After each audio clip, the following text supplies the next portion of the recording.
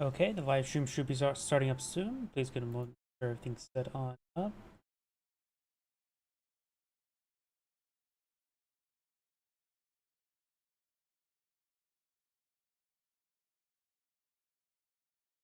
Like, go in. Not so much. This is streaming.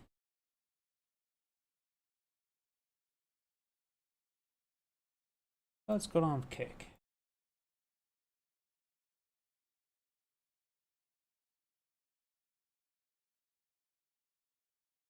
Yeah, Kick is not going properly, looks like. Oh well.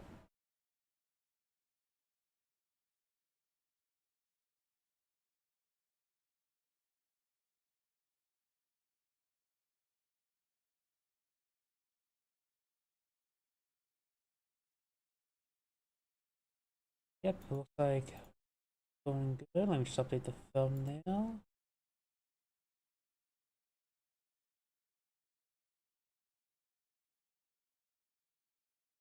YouTube is going. Twitch appears to be going. Rumble appears to be going. And let me just double check my other computer.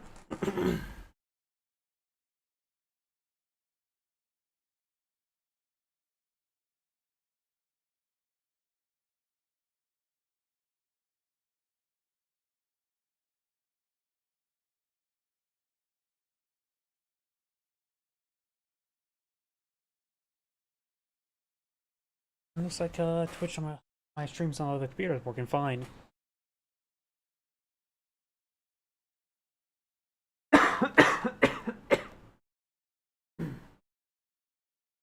So do need to get some fluid into me. But let's go get started. Find custom. That's what I do to find the replays. Not skirmish. I'm hitting all the wrong buttons now. There's a lot of buttons. Let's go ahead and start with this one here.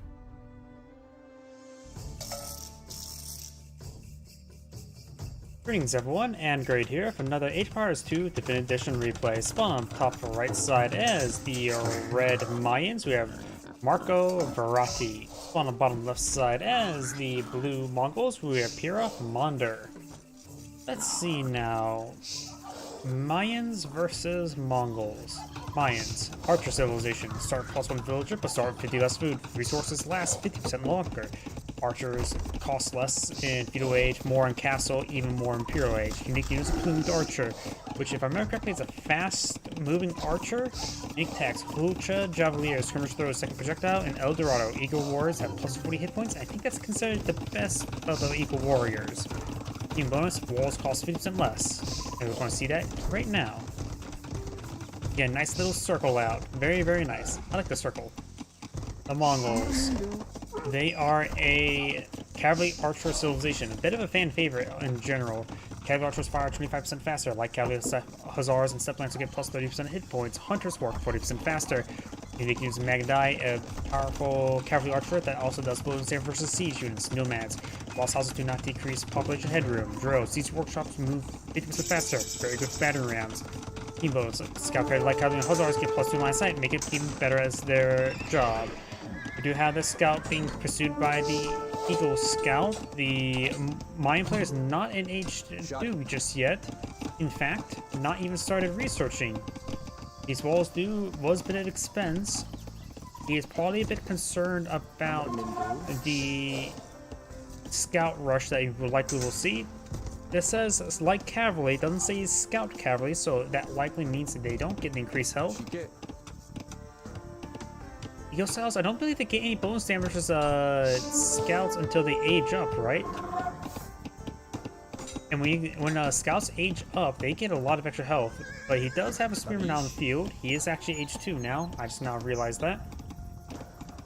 Got 2 scouts pushing forward, trying to escort this villager to the edge of the earth.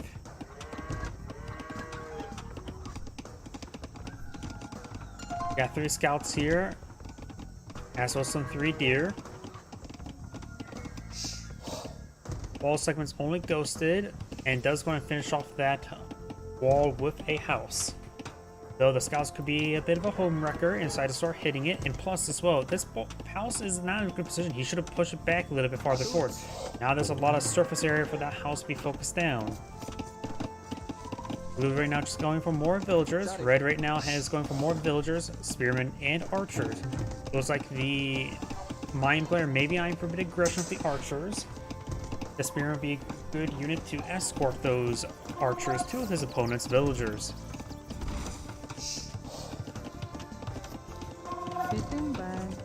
Of course, we do have Loom research for the Mongols. Not big surprise. Looms tend to be researched in the dark palisade walls. You guys have a good number of defensive spearmen as well as an Eagle Scout for spotting. A nice giant patrol move, so this area is going to be very well covered.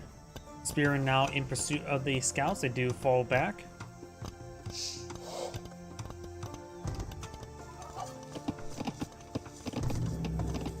He does perhaps see the flag up here, which would indicate there's something garrisoned inside. He probably has a good assumption that it will be archers since he is fighting as the Malians. Which means going for more scouts wouldn't be that bad, or some preemptive javelin throwers.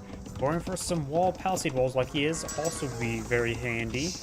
He does get quite a big section of the map walled off, and actually it is a nice little corner as well. Shot it. So his walls actually maybe a bit cheaper than Mayans' walls. Nope, the Mayans does have team bonus, so never mind. Because I was going to say, one less wall side to build, but the Malian walls, of course, are cheaper. Very handy indeed. No palisade. Oh, he does cancel it there. Going for a house now, and he does the same thing as well, so that may be planned. Watching now being researched by the Mayan player, he does have a very large group of archers in here. 6 archers. The scouts do have 2 inherent pierce armor, and with fletching research, they will do 3 damage per arrow against the scouts. There's the archers now. He will spot them, and he realizes, oh boy, that is a large number of archers. He's getting wheelbarrow. He's going to need baskets. He does have archer range here. Going for skirmishers, very good. Scouts can, of course, keep them scouted there, though they're going to receive some arrow fire soon. Does pick up the Loom Scout immediately. Very, very good focus fire there. Blacksmith, nope, house going on up.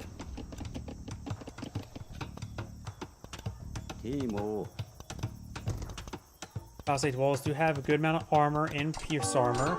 So all these units would do 1 damage each against these walls. So it'll take a significant amount of time for them to get through.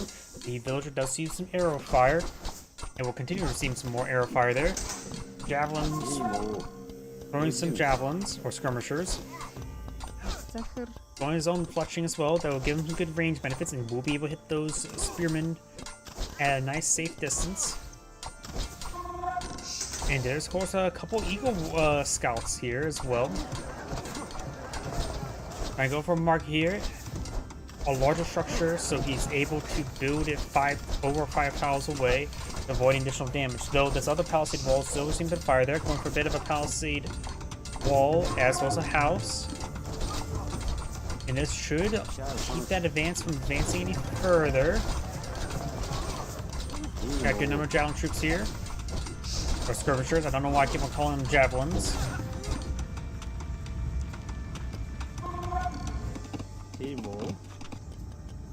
Couple scouts still alive, moving around. Castle Wage for the Mongol. The Mayan player is going for Castle Wage as well, so both of them have a similar castle timing.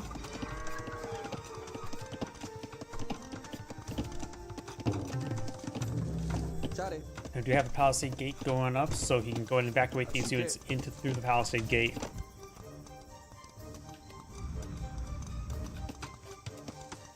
I'm so glad they added the palisade gate, because it was not in Conqueror's expansion pack when I was growing up. So I think there was one in the game, just not buildable. Shot it. I think it was called a Sea Gate back then. Maybe I'm mistaken. No, Sea Gate was something different. I think it was like in one like the Aztec campaign. But either way, enough of that. We got the scouts moving forward. We'll find the Eagle Scout. Archers, couple spearmen, good number of Eagle Scouts here, so that's still quite a sizable force. Castle Age is almost complete for the Mayan. Looks like the Castle Age time is going to be slightly in favor of the Mayans, ever so slightly. We got Bloodlines being researched here as well. He may be eyeing for some Knights or for some Lancers to help deal with this force. Knights will probably be a little bit better since they have higher Pierce Armor. And there's Castle Age for both players. Blue does get it ever so slightly faster. Scouts on pushing forward with some skirmishers here. Trying to go over Siege Workshop, cancel Siege Workshop. Got this area now under fire. Bodkin Arrow and crossbows on the way. Going for our emergency second line of walls. These forces starting to just get some harassment there on those villagers. Skirmishers Nazik Great versus villagers. These forces will find a volley there, taking out one of the villagers. Very nice. More crossbows being employed on Al. That's going to try to go through this palisade wall there. Doesn't have ballistics research, but does pick off a couple villagers. That villager is severely wounded. And I hear 3 Step Lancers. They only have 2 Pierce Armor at the moment. These crossbows have 7 damage, so they can put some holes in these Step Lancers. The skirmishers may want to push on forward first. They do have 3 Pierce Armor. Maganel will get a volley there. Does splash a little bit of the farm, but that's not a big problem. Skirmishers do receive a bit of fire there.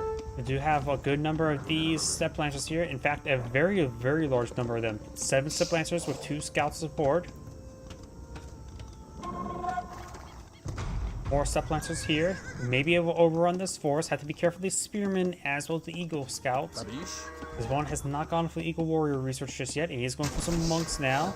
Javelins are thrown. We do have the Maganel in pursuit. And here comes the Step Lancers. Let's pick off one of those Spearmen there. Spearmen have gone down. Eagle Scouts go down as well. Javelin troops are pushing way forward as well, picking off some of these crossbows. Good micro here, but the crossbows will go down. And they all go down now. That is a sizable force down for Red. Red is also higher in villager count. He must have had a second town center up for quite some time. Third town center being built. Being built right there. Trying to reinforce the walls with more housing. Got a good number of crossbows here for defense. They should be reasonable versus these Step Lancers. We do now have the Monk trying to get a Step Lancer. Maganel fire a volley there. Now hitting down this town center.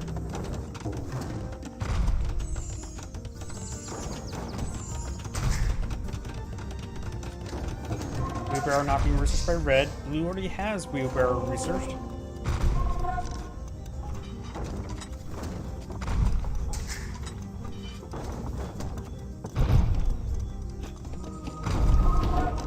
Monk's trying to get a pair of Step Lancers. Does get a Step Lancer.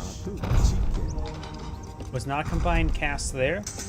More Maganel shots there into this town center. Step Lancers trying to rush forward and deal with these Maganels.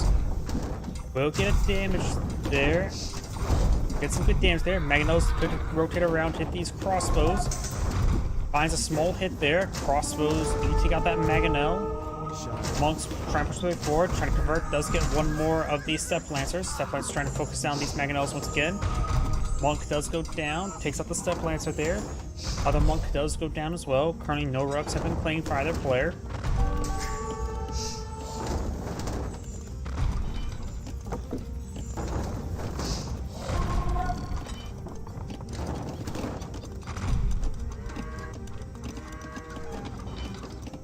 Arms are receiving a bit of fire there. Does get a good volley there onto the palisade walls.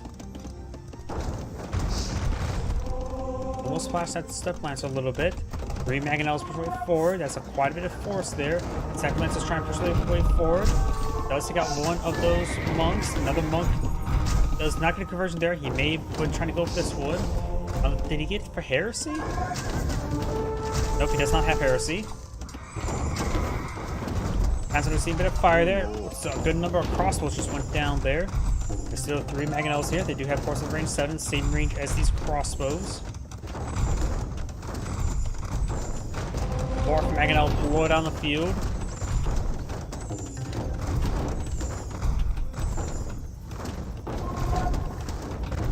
crossbows making their advance. We'll find a small volley there on the Maganel. 3 arrows connect.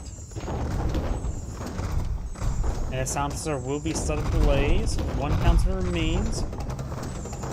Red has a 20 villager advantage. Blue does appear to be only has 1 villager queue at the moment. Has not deployed a second talent center just yet. May want to eye for that sooner rather than later. Though his Mongol stone has been consumed. Not sure where though.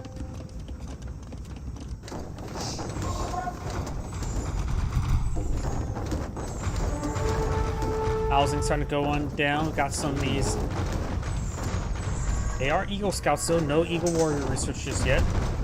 Shot it. No Eagle Warrior. Wait. Yeah, still Eagle Scout. No Eagle Warrior research. I am curious about where did Blue Stone go? Did he get stone-based research? Don't see any research to indicate he's consumed some stone. Time to push way forward. It's going to see a bit of fire. Does get the Pierce Armor research there. Does able to stand a bit more damage. Does get some good hits there. Takes out the... Oh, converts the Knight as well. One of the Knights have been converted. Takes out some of these step lances now. Eagle Scouts will see a bit of fire there. Trying to overrun the Maganel. Unsuccessful. More Maganel shots raining on in. Does kill off his own Maganel with that volley there. And that other Maganel does go down. Pikeman being pushed on forward. Does take out one of those monks there. Converted step lance. It does get the kill there on the Maganel. It does get converted back. Good dodges there onto the crossbows. Gets a good volley there. They're a bit wounded now. There's another crossbow there. Monk does go down to the Eagle Warrior or Eagle Scout. Takes out another monk there. Maganel's trying to push away forward. And slowly whittling down this monastery. Or Perverse is pushing way forward. Maybe he'll claim himself a Eagle Scout there. No, it does not.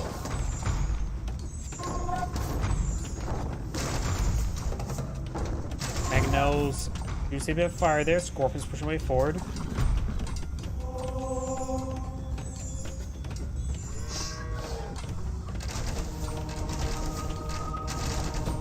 Warrior Monk does go down. Warrior Monk, regular Monk. Step Lancers receive a bit of fire there. Do now have a fresh castle deployed by Red. Blue right now is going for more Knights, Step Lancers, more Maganels. Monastery will go down. And to this lumber camp, there is a breach here now, but currently his opponent's not trying to exploit it. He already created a breach. We had another stable being put on the front line. Got more of these crossbows put out on the field, and maybe a good idea to mix in some javelin troops or skirmishers, elite skirmishers. Got a handful of scorpions here as well. Starting to break through this mill. Crossbows could get some good damage.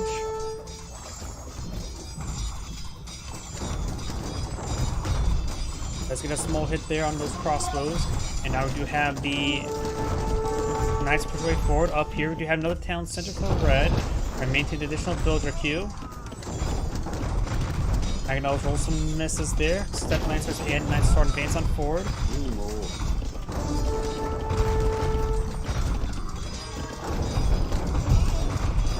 It is there on those warrior, on those not warrior scouts. So just there are eagle, yeah, but so does Eagle Scouts.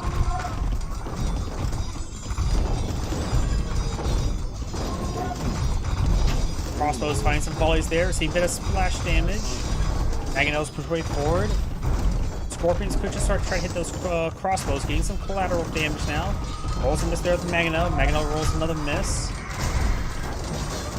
And there's a good hit there on those crossbows. They did take out a couple of those Maganels. But right now, Red's back line and front line have disintegrated. There's still the castle here, provides some good fire support.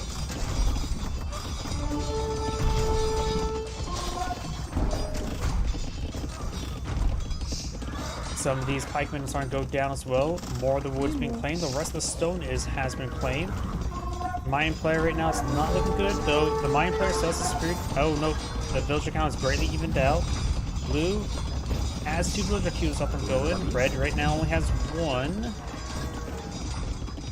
Does a castle. Red does also have a decent amount of stone. Needs a little bit more stone to get out another castle. At this point in time, you just may need to get a lot of pikemen. A lot of pikemen do find that knight and take him out.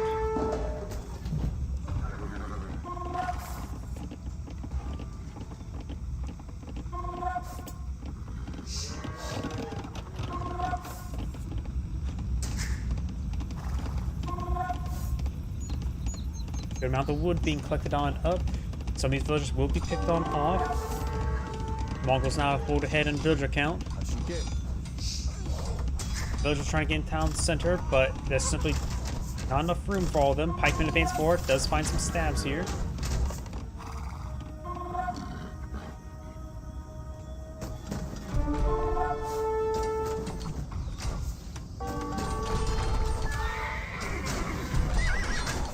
That's pushing way forward. Pikemen getting some great hits. Crossbows in here to support as well. Got a couple scorpions to support out these knights. And those scorpions were very important, though there's still a handful of pikemen pushing way forward. That volley does miss. Does get a bit of damage there.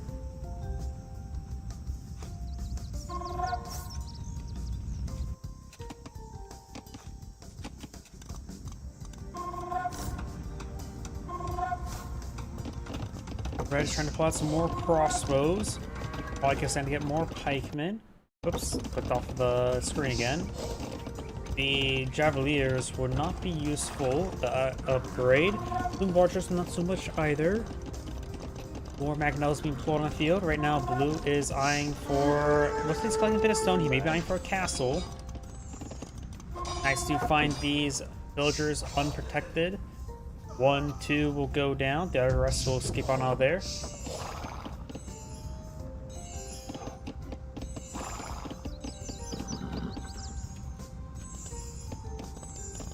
Now we got these knights being healed up. Very, very nice. Villager will be picked off there. Right now, the Malian is behind in villager count, 95 to 72.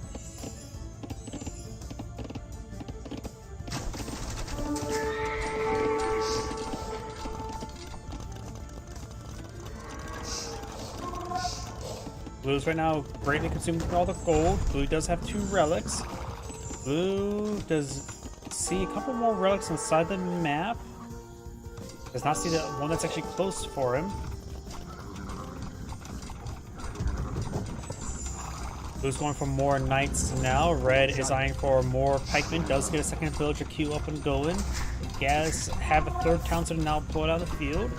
And we'll be able to reclaim all these farms. Pikemen crossbows push way forward. Blue does spot this gold deposit here, so that will be useful. Gets some great damage there on those crossbows with those scorpions. And of course, pikemen don't exactly do well versus buildings now, do they?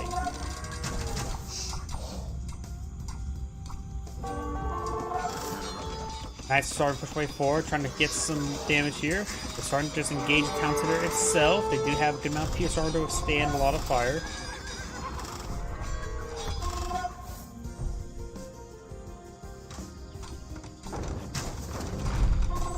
Small damage there. Pikemen pushing forward. We have Blues trying to go for a castle now. Scorpions are here to protect those villagers. Pikemen are not exactly great at hitting villagers. When he doesn't have any melee attack upgrades, so doing just 4 damage. The villagers do have 2 pierce armor. Does not get any hits there on those crossbows. Blue's backline starting to disintegrate, but the scorpions gain some good, reliable damage. He is holding those Magnelos shots there. More nice push way forward. And they will be able to get some good damage. The large number of these crossbows are so wounded by so are those knights at the moment. Over here, do you have now these knights? They're getting caught up on the unnecessary structures. Magno does not really get a good hit there. Pikemen are advancing on forward. Gets a small hit there, and one of the Magnelos do go down. Gain some damage there on those crossbows.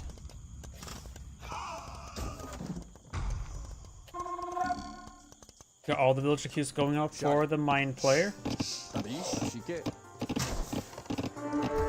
And Blue's going for his Imperial Age. He's going for some Magadai as well. The Mongols do have access to all except for the final level Pierce armor, so those Magadai should go up to what, 6 Pierce armor? I'm not sure if they have any inherently. Or the elite upgrade, I'm not sure about that. Right now the Mongols have plenty of villagers. Knights push forward, we'll be able to find some good hits on these villagers. Now I got these crossbows and pikemen trying to engage once again. There's a lot of villagers in front of them. Got an outpost going on up, and we'll be able to get some damage onto it.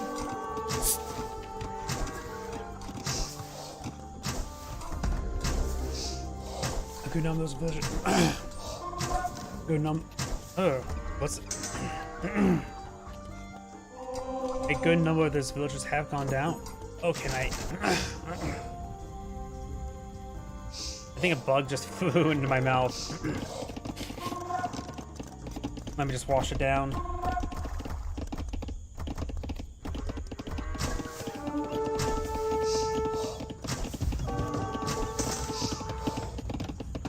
Sorry about that. I think a bug just flew in my mouth and I had trouble speaking. Just have a good number of crossbows here. They're also wounded. Look how wounded that force is. Red's having trouble cleaning up this infrastructure. Could potentially get a battering ram out to help clean up all this infrastructure. Going for archer range right there.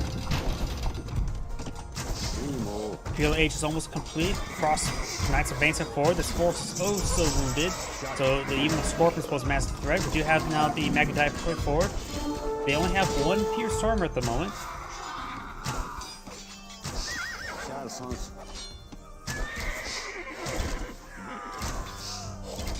And it looks like these crossbows do go down. The kitty cat may have supported them.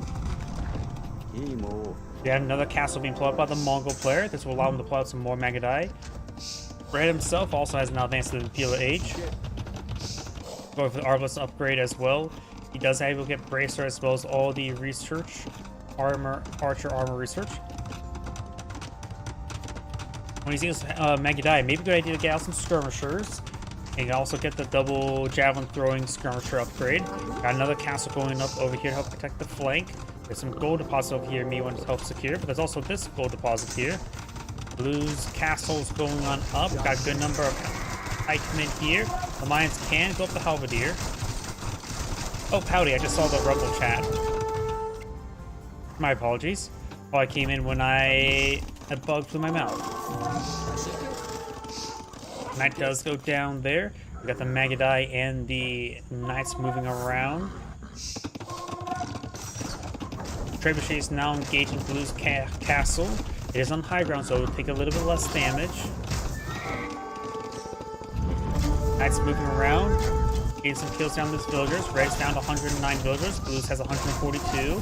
Got some light cavalry not being put on the field. He can't. The Mayans probably, or the Mongols should be able to go up the Hussar. Where is it? Yeah, they're right there. Yes, they can. Can't get Paladin. Can't get Cavalier. 99 moving around. We got these light cavalry seeing a bit of fire.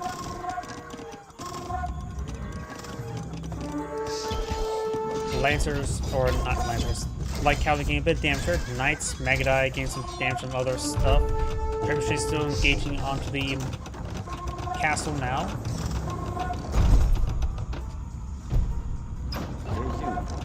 Got a good number of Arbalists here. They do, of course, have Bracer as well, so they have 9 or 8 range, 10 damage. They have chemistry researched as well. Light Cavalry's trying to get some more harassment there on these villagers, getting some damage onto them. Very nice. Got these Magadai now pushing up forward to hit these villagers. Gold deposit here is still not been claimed. They've got a tiny amount of gold there. Got a relic still up here. And Red is playing with this gold deposit. Blue appears to have already put the ball of his gold inside the map. Right now he does have a small reserve of gold, has 2 relics to make a bit of a larger gold reserve.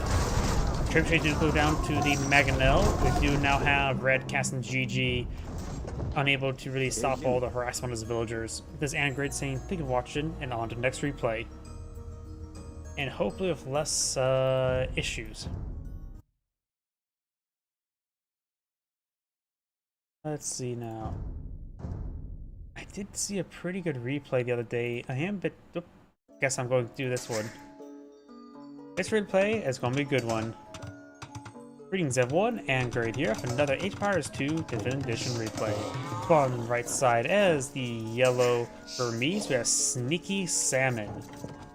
On the bottom left side as the Portuguese, we have Mame Luxon. Or Meme Luxon. Yes, now let's go and cover each player's civilization bonuses. The Burmese, they are a monk and elephant civilization. Lumber camp technologies are free, which could be very useful in this map since a lot of trees in the center. Infantry gets +1 attack starting for age, starting in the feudal age. Battle elephants get +1/+1 armor. Monster technologies cost 50% less. Unique units are ran by range cavalry, that's pretty inaccurate, that throws darts. Masapuri Cavalry. Cavalry gets +4 attack versus archers, making a very effective counter to them. And Hell Dog. Battle elephants get +1/+1 armor again. Relics are visible in the start of the map, which could make it so going for fast castle is probably a good idea, and since arena as well, would be very good. The Portuguese tend to do great in arena maps. Naval and gunpowder civilization. All units cost 20% less gold. Warriors generate wood in addition to their food. It's not important. Can build federitas in the Imperial Age. Unique units, organ gun. It's like how they did the rework. I'm not a big fan of it. They should always make it more of a counterpart than Maganel, in my opinion, but it's not. Unique text is like that the Warrior Carrack and Arquebus. Gunpowder is fired unit more accurately. Got militia advancing on forward as well. And we go with team bonus. Technologies research faster. Looks like we've got man-at-arms push way forward. There's also some villagers here as well. It does get a tower up. Both players in feudal age, we do not see the man-at-arms research.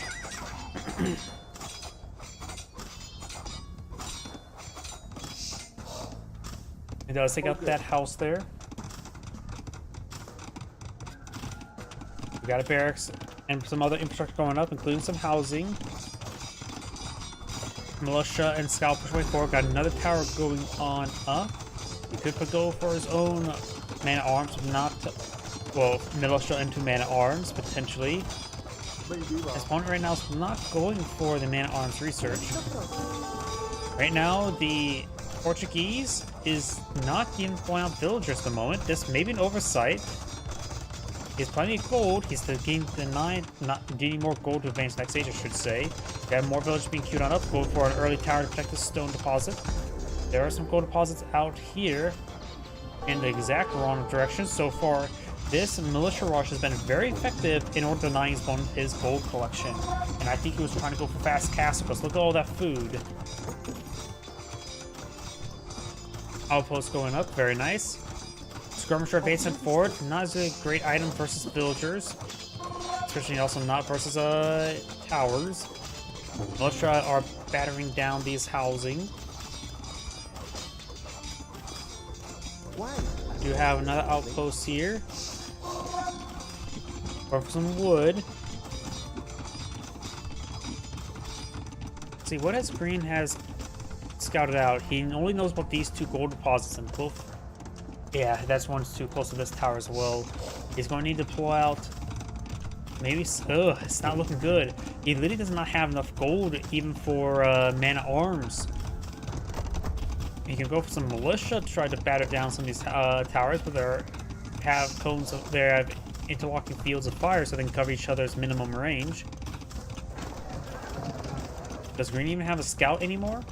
He does get out of market. He may be eyeing to sell off a bit of his resources for a bit of gold. I think he just did that. Now he can get to the next age. It gets a little bit more food.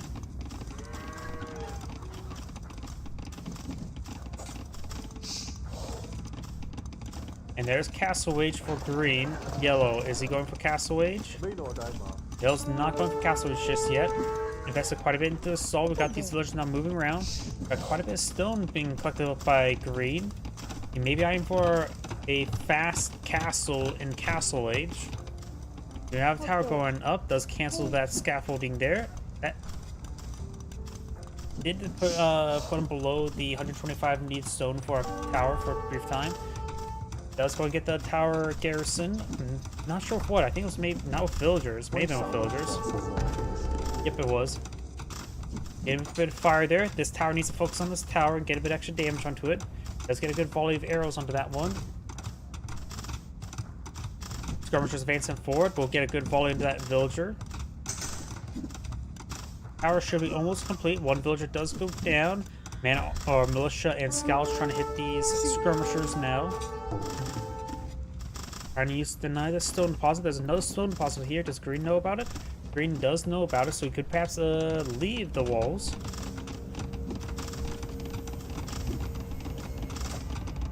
Skirmishers, we're seeing a bit of fire there from this scout. Does abandon that tower now.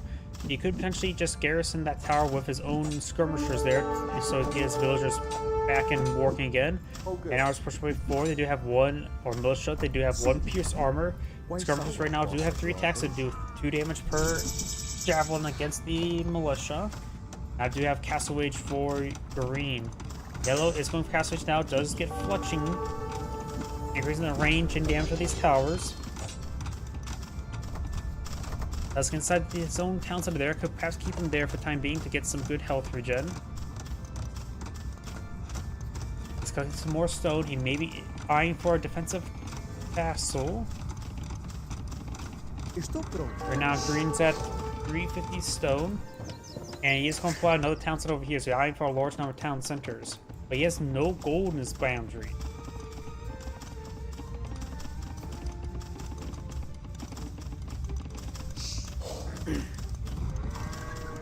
Our house will finally go down,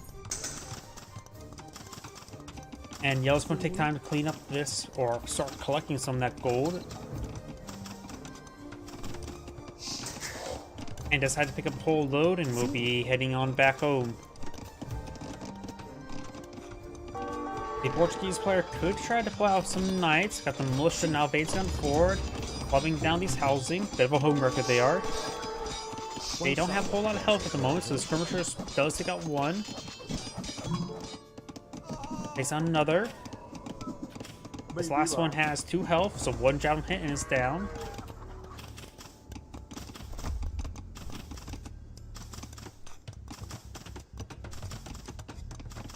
We do have a 4 siege workshop. Going for some battering rams wouldn't be half bad. Mangonels wouldn't hurt either. Green, maybe eyeing for a battering ram Mangonel himself. Just needs a bit more wood.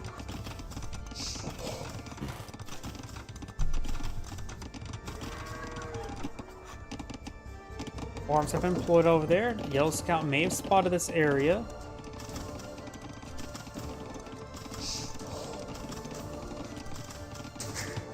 And more villagers are being deployed on out.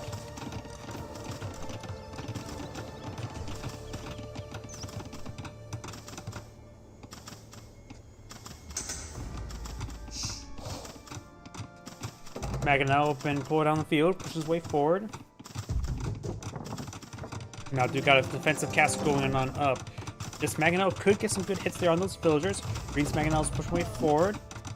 If green gets a neutral trade, that'd be good for green. But no, he goes down. The primary stone connects. It does lose a couple villagers there. Good dodge there. Got the tower. Does have fletching, so is able to get some good covering fire. Does avoid that Mangonel shot there. Get a bit of arrow damage there onto this Mangonel. Castle is 41% complete. Another Mangonel pull on the field. He needs to get a mutual trade at least.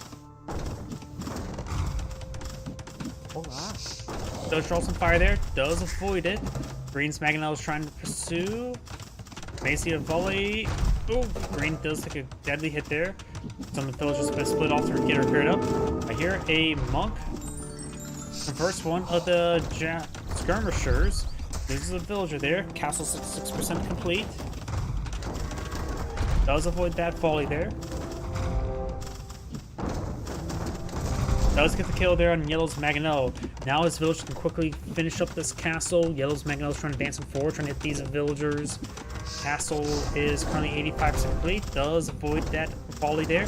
And does take out that Mangonel. Does lose his Mangonel, but that is good for green. That means he can finish the castle. Then he can just pull out a battering ram to help cleave through this area. Up here, the villagers are going forward unescorted. No vision. Spots the gold right there. Exactly what he needs. Oh, I could use the castle there as well. Playing the stone here. He's building a town center. Very, very good. And then he's going to pick up that stone. Gold. Yellow's deploying out his castle now. Green's eyeing for some villagers. We'll soon have 3 villager queues. Right now, green does have a superior number of villagers. Yellow has currently just 1 villager queue at the moment. Also has that pop cap. And there we go. The gold deposit's now able to be collected up by green. He finally has golden accessible, at least.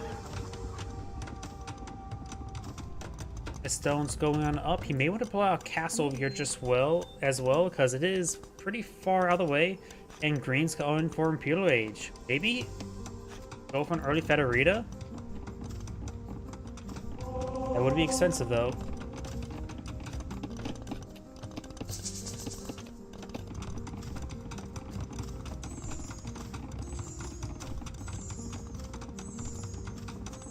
Monk here gains good health healing. Skirmisher does go down.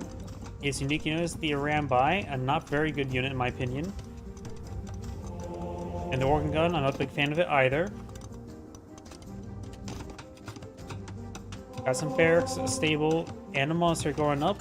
Right now, Forest Relic has been picked up by yellow. Okay. And this is where the monastery is, so that could be claimed by green. Yellow has not scouted up north at the moment. The scout will spot this town center relatively soon, and then he will start applying some aggression. Go for Redemption and Sanctity at the moment. Yellow scout could be picked off quickly. Green's not paying attention. And a scout will run through and will spot the town center and the gold being collected. Right now, green has almost enough stone for a castle. He could try buying a little bit of stone there so we can get another castle here just for defensive reasons. Yellow, of course, will have Imperial Age relatively soon, so soon he can play out trebuchets to engage on this sort of castle. Villagers trying to shank that Mangonel. And overall, they were not successful. Villagers do go down. Some Rambai has been put on field. They do 12 damage. And accuracy is quite high. They have no hack armor, no pierce armor, and short range. They do melee damage as well, so they will do a pathetically low amount of damage to this mining camp.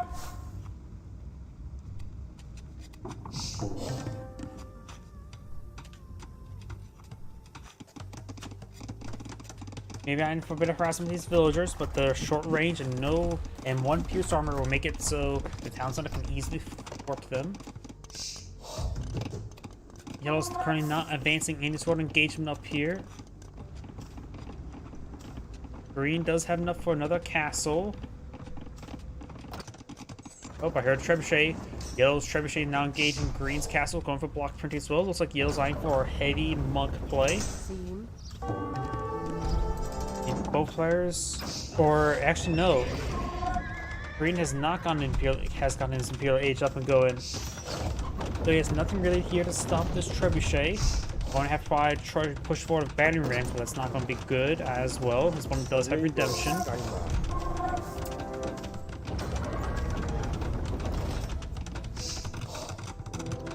Green's going for another castle here. He does need the population space for it.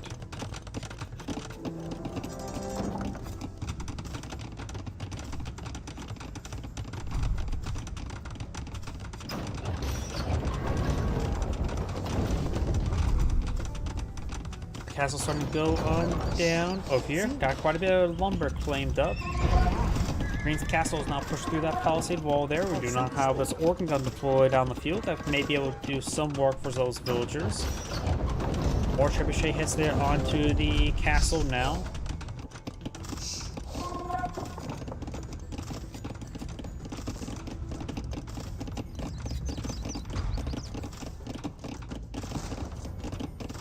You got big damage there onto this builder. Takes out one of the villagers. Why sound like boss absorbers? Takes out some of these villagers now. Getting some good damage there. Though they're getting a lot of misses there. Does get another villager. Very nice. So these organ guns so far moving forward uncontested. Church is advancing forward. Green's castle does go down. Green is currently still not going for Imperial Age just yet. Or for some more cavalry armor. He's on severely bad pop housing at the moment. Housing seen a bit of fire there. And now the organ guns are starting to get killed off by the town center arrows. Oh, seriously? Multiple organ guns will go down there. Spearman does get converted there. He realized his stick was not as sharp as his opponent as these other sticks, so he changed sides.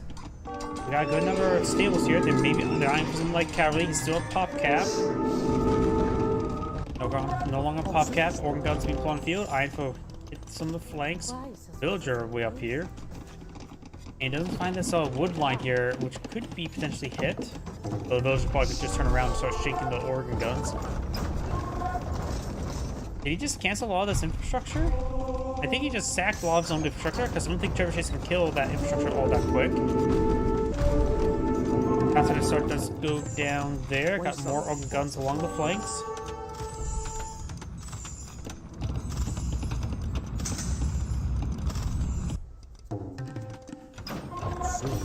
Those are currently evacuating area. We do have some good fire there onto the mill. Some pokes there onto the farms.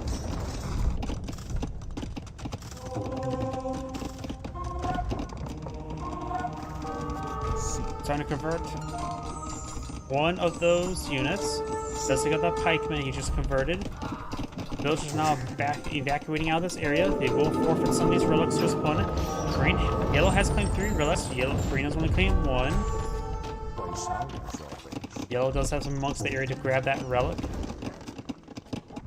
As going for a line of stone walls helping secure this area. Monastery has gone down. Relic has been ejected. Villagers are shanking their around by. Does he got a villager there? And they do get, and that Rambai does get shanked.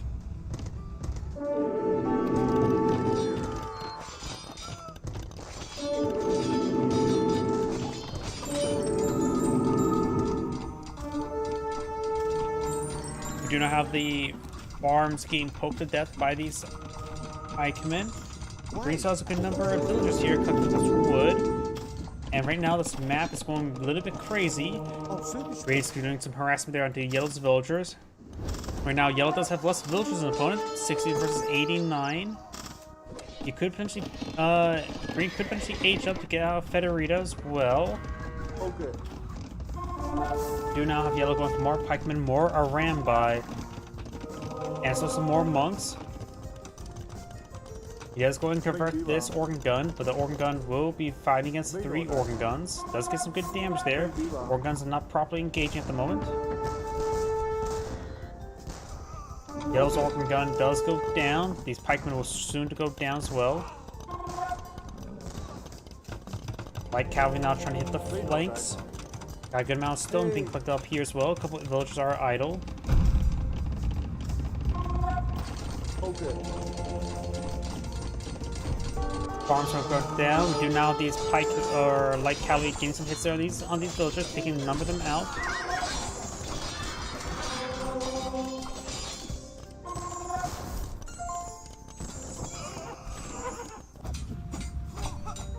Villagers trying to shake these bucks now. Monk does convert this villager over here, and we'll convert this villager here. These villagers will go down. Green started going to the next age. He started to go to the next age. He's also getting wheelbarrow. Does play out monster here. Gets that relic on the inside. So right now, Yellow has 4 relics. I'm not sure where the last one's at. This map may not have another relic. Let's see. We'll switch to the Yellow. He does have relics inherently reviewed. What is the positions? Doesn't appear to be.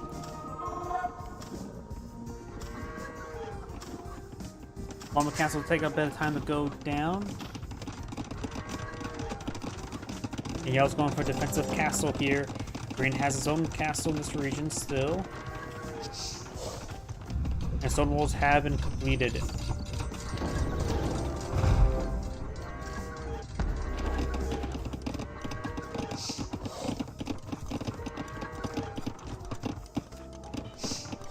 We got another town center being employed by the Portuguese.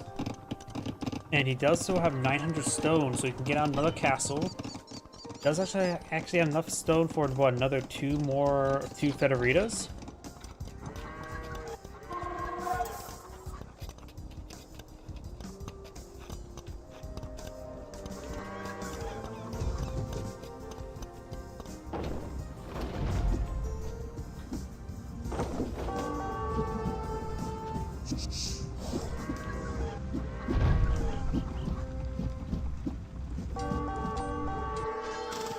Over here, like cavalry, we'll find some hits there on these villagers.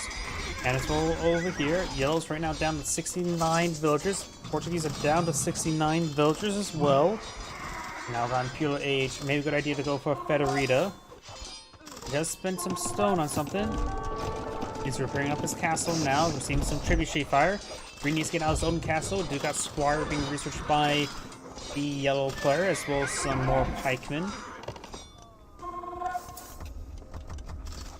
Oh, howdy. Sorry, I just saw the Rumble comments.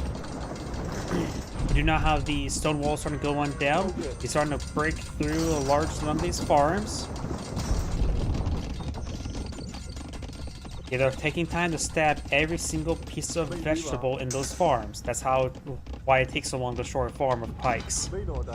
You know how these villagers try and push forward, they deploy a fortified gate there in order to block this passage. Trying to convert some of these villagers. Around by trying to get some darts thrown on these villagers now. More rocks being thrown. Does get some hits.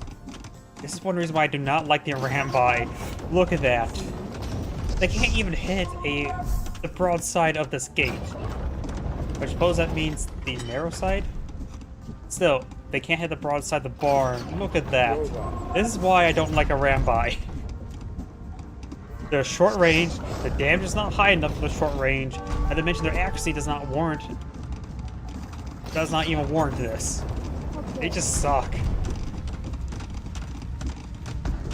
Trying to repair up the fortified palisade gate now, but the gate does go down and immediately starts rebuilding it. Got another pair of stones there, hitting some of the other wall segments at the moment.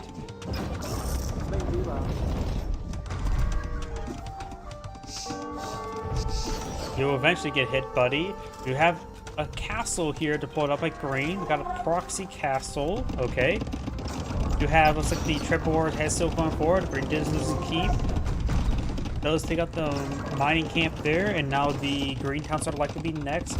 Yellow's castle seems a bit of fire there. We do now have that's a lot of converted organ guns, but they will be overrun by the light cavalry soon. He does save on the converted organ guns there. Light cavalry charging forward will be taken out by the pikemen. Okay. The rabbi and pikemen can now advance forward now. Villager does go down now. The castle will receive a bit of fire as well. Arambai can't hit a giant trebuchet with darts. His throwing is worse than my own. Pikemen now engage these skirmishers in melee. These skirmishers now hold ground there to get some fire and other ones. Monks gains a convert there, does convert one of the elite skirmishers. Arambai and pikemen push way forward. Takes out some of these villagers that got converted. Pikemen won't be able to stay underneath town set of fire for long, nor can the Arambai.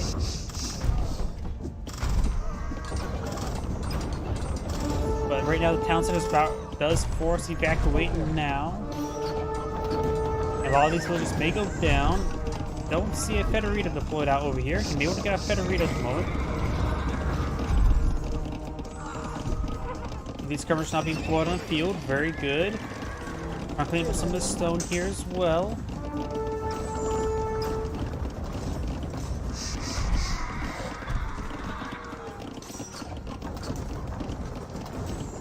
skirmishers push their way forward, try and get some good hits.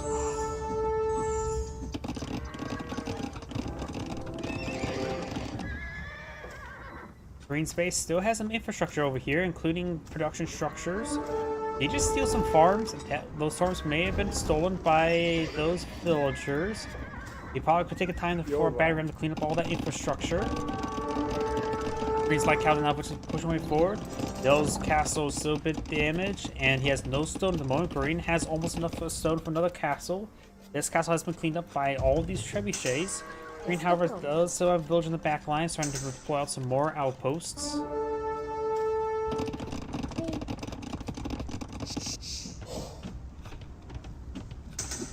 Here's some repairs over here. Nope, looks like going from stables. Over here, got another light cavalry charging forward, trying to get some damage there onto these trebuchets. Looks like the pathing's a little bit bad. You may want to go for the back one, not the front one. Yeah, their hits are not doing all too well. They're getting bugged out crazy, but they can fall into the gate. Halberdiers now trying to push forward to protect them. With skirmishers trying to slowly pick apart this trebuchet. And Yellow's castle is now being repaired on Pasuka. Stone deposit here. Yellow could potentially complain. He is cleaning up these gold deposits. There is a barracks or stable here that is now training some elephants.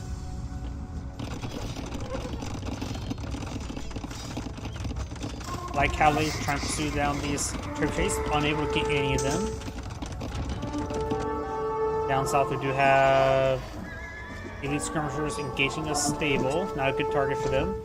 And it looks like Yellow's on his eyeing for mass Hussar production. He may be eyeing he's being gold efficient, so he can just grind his opponent down through that way. Have him complete his gold first. Got some cannoneers from Blood Portuguese, very nice. Bombards raiding on in. And what I'm going to do, disable the OBS preview to save up some resources there. So now the bombards taking out some of these trebuchets. More Hussars pushing me forward. Should be able to deal with these skirmishers no problem. Monk trying to get a conversion there on some of these units. There goes those halberdiers. The Portuguese does have ballistics as well as chemistry. And what some cavalry archers if so chooses, but that's probably not very useful. Bombard gains some distance into the castle now, does take out farm. Halberdiers have been deployed out by Yellow now, though there's a good number of skirmishers in this region. The Portuguese player cannot go with the Hussar, only to light cavalry, doesn't have that much research for them either way. Hussar's not pushing forward, does go and double layer that stone wall for some odd reason. More house plot over here. No Federita just yet. He may want to eye for Federita. He has a bit of gold and stone for it. Maybe go for 2 Federitas.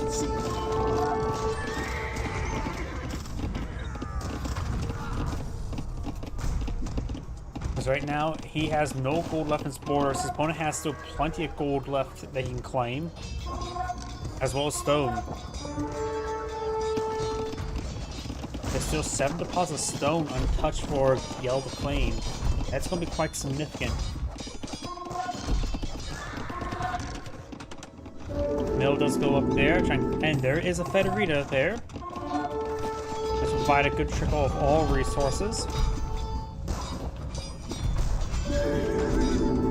Bombards now firing away, getting a bit of damage. Hussars trying to overrun those bombards. I know this is all. We do see some cannoneers people on the field. They do have high, good damage. They'll still be countered by Hussars, but they can still at least get some good holes, put some good holes into them. Bombards, at least 2 of them have been saved. 1 did go down there. Federita now deployed on field. We've got these light cavalry pushing way forward, or Hussars, I should say. Right now, the Portuguese player may want to eye for some halberdiers. Only has spearmen at the moment. He's got one of the bombards there, trying to pursue the other bombard now.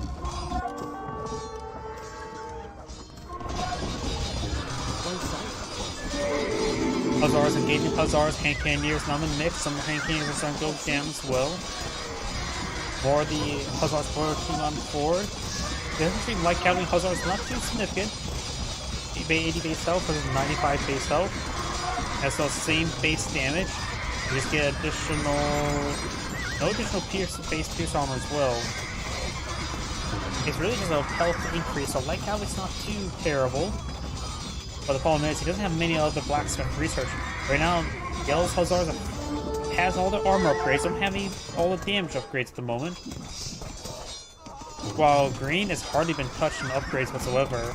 Does have 2/2 armor now, so needs some blacksmith damage.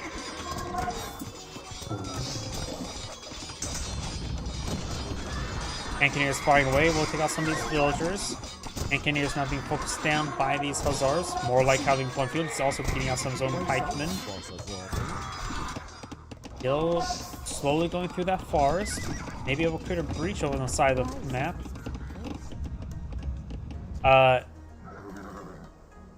Okay. Green somehow trapped in a whole bunch of Hussars in there, so now there's 5 unused population by Yellow. He could try slicing his way out of there though. Take a bit of time because of the stone walls. Town center could be hit and destroyed by the Light Cavalry, given enough time. And no garrison inside. More Light Cavalry, more Hussars, or Light Cavalry skirmishers and pikemen being pulled out. Also some villagers. Right now, Yellow is eyeing for... He is going for the Cavalier research. He can go up to... Can only go up to Cavalier, not to Paladin. So at this point in time, Cavalier will be a very high quality unit from deploy on the field. Yellow's starting to finally cleave through some of this infrastructure with a handful of Hussars. So his original base is being cleaved through, like Green's base.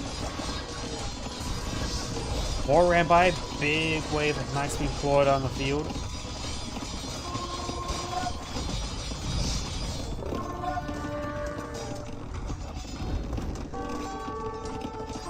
Light Cavalry could follow this path to the villagers here, kill off a good number of them. Yellow still has a small number of villagers, as well as member of the Federitas on the field as well.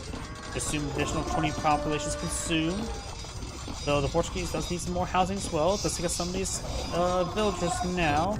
Got a big wave of Cavaliers now being deployed on the field, and losing more villagers will allow them to deploy out more force on the field. Right now, Yellow's gold reserve has been eaten through quite a bit. While thanks to these Cavaliers going for the Manipuri Cavalry in +4 attack versus archers. It doesn't say foot archers, it says archers, which does not apply to javelin troops, if I'm reading that correctly. Arambai, still not a good option. Cavaliers not pushing way forward. They right now have 140 health compared to Light Cavaliers just 80. And this fight will heavily go in favor of the Cavaliers. This is a high quality force there. Got a good wave of Cavaliers in the field, as well as another Cavalier. Skirmishers getting some javelins thrown onto the Hussar there. Right now, Green needs pike, 4 Halberdiers now. 4 Halberdiers being researched.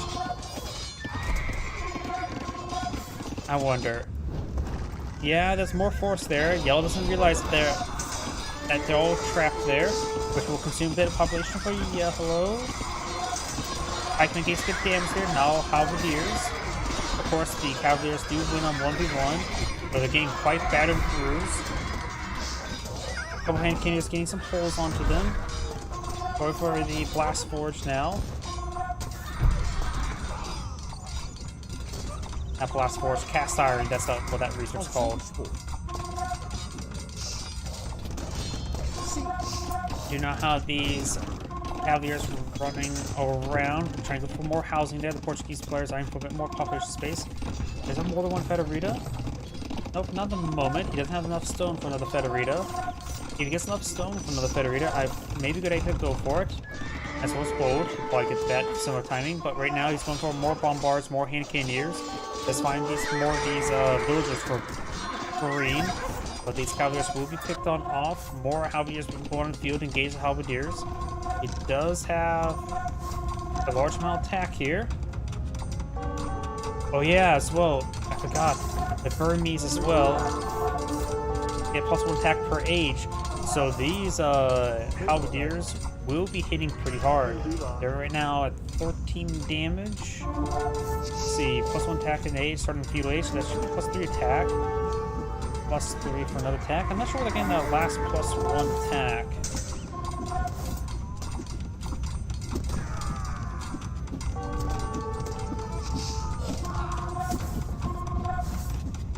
Nope, either way, we do now have these halberdiers push forward, getting some good damage.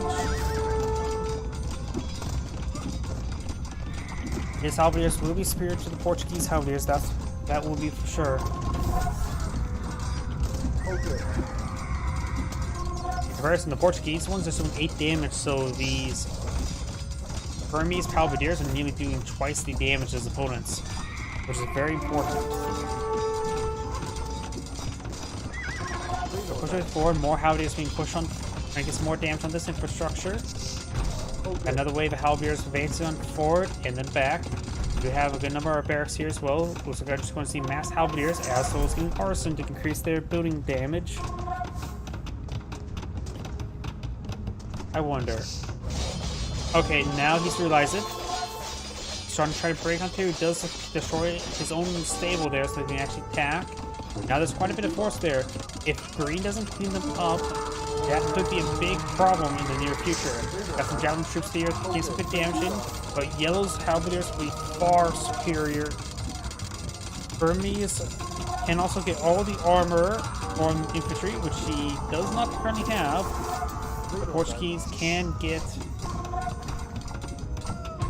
all the armor and all the damage as well. He does have all. Oh, that's still the Burmese player.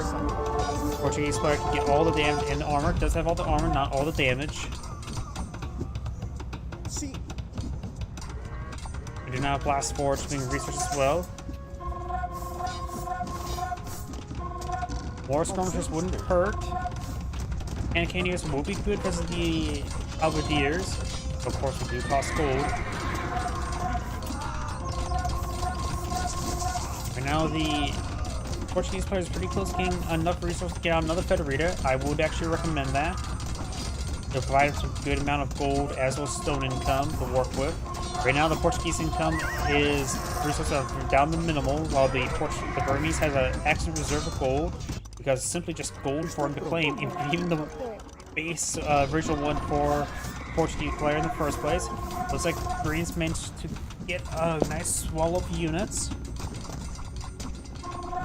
Right now, the population space got 115 villages for yellow, 97 for green, with 1 Federator.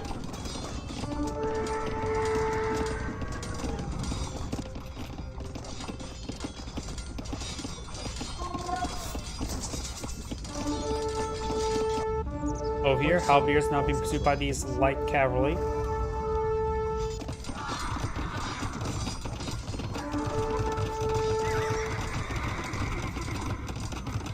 We do not have the castle being poured on out by yellow as well. Nice defensive castle will help him keep his farm secure from all these halberdiers. Halberdiers trying to hit some of these villagers now. Oh, service scope. They do have the final blast forge does give them +2 attack, so they do have comparable damage, but nothing as great as opponents currently have. Around by advancing forward, it will go down. Green's going for Thumb Ring as well as more of these skirmishers and arson, and part being pulled out as well. Yellow's going for Tweened Swordsman transition. Can he go up to champions?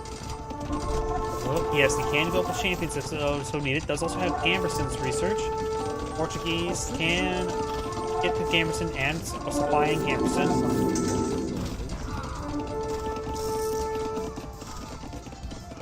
Right now, these two longsword currently have 4 pierced armor at the moment, which is quite significant. Now the Twin Swordsman advancing forward. He's Green's eyeing to go for his own man-at-arms research now. Oh, super. Okay. He also wants some more of the Twin Swordsman, not going with the champions just yet, has plenty of gold for it. Going for some Hussars as well. And some of Green's halberdiers in that region as well. They'll be hit down. Got these halberdiers push way forward, getting some damage. Green will slowly clear through Yellow's base. Green's area seems relatively secure at the moment. A rock is stuck in midair from a trebuchet. I just found that a bit amusing. Okay. These hand cannoneers are going to be very useful. I know green. I saw him going for man arms, so it's going for some more hand cannoneers. It's going to be good. Like having one hurt.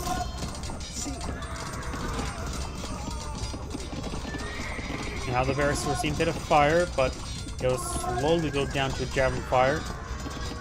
Yellow's forces get cleaned up there. Right now, Yellow has more villagers, green has less, but remember plus 20 for Federita, which does provide resources about 9 villagers worth, but it appears out of nowhere. Burmese player is going for champion research, needs a bit more population housing.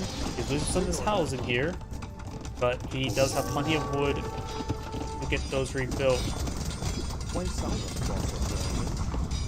House will go down.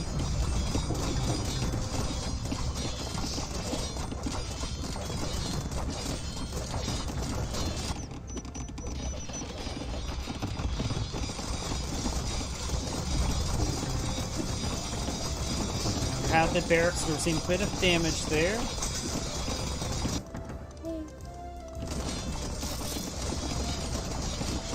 Got a good number of these champions now being deployed on the field. The champions should be very effective in this situation. They do have right now 20 attack, and it was those 4 pierce armor, so they should be able to stand quite a bit of javelin fire. The javelins are right now doing 7 attack. The Burmese player does still need one more line of pierce armor that could be very useful in helping protect himself from all those javelins. That should bring up their give them 2 pierce armor, so that should give them up to 6 pierce armor, making so those javelins do 1 damage each. Champions being put on the field, able to overrun the light cavalry, and they should be able to rip apart everything in front of them.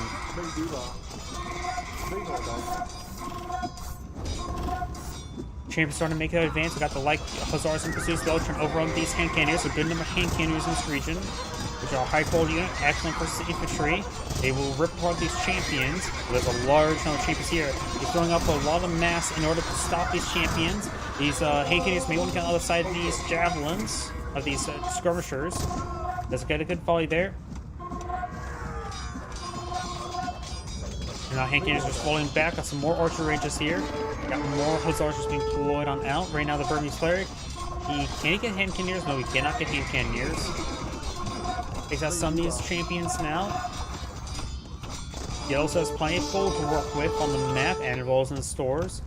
And these champions are pushing way forward, taking out some of these trebuchets there for hand cannoneers. There's just a good number of them. Let's get a good volley there. Can't let these champions connect on these hand cannoneers. Cannoneers only have 40 health. A quick 5 slices and a hand cannoneer goes down to these champions with their 20 attack.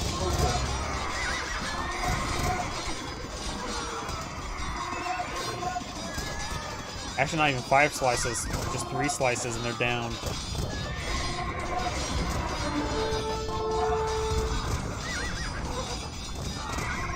Cannoneers do good damage there on those other forces there. Let's have a handful of halberdiers to help hit these hussars. Hussars are getting hit by these halberdiers now. Hussars still trying to stream forward. Good number is going down. Is there a second Federita on the field? Just appears to be just the one at the moment. Hussars see a bit of fire there. Halberdiers trying to get some hits there onto these hussars. There's all those hussars now. Green Hells has a sizable force now. Right now, I have Yellow selected. He does not have much in the build queue or anything in the build queue. Going for some hussars now. Of course, can play around this keep. His opponent does not have any siege workers to gauge these castles. Or castle. Green's right now just queued up a bunch of trash and reinforcements as well as some hand cannoneers over here. Still, hussars are trying to clean up this other stuff. What does Green have over here? Has some hussars just queued up.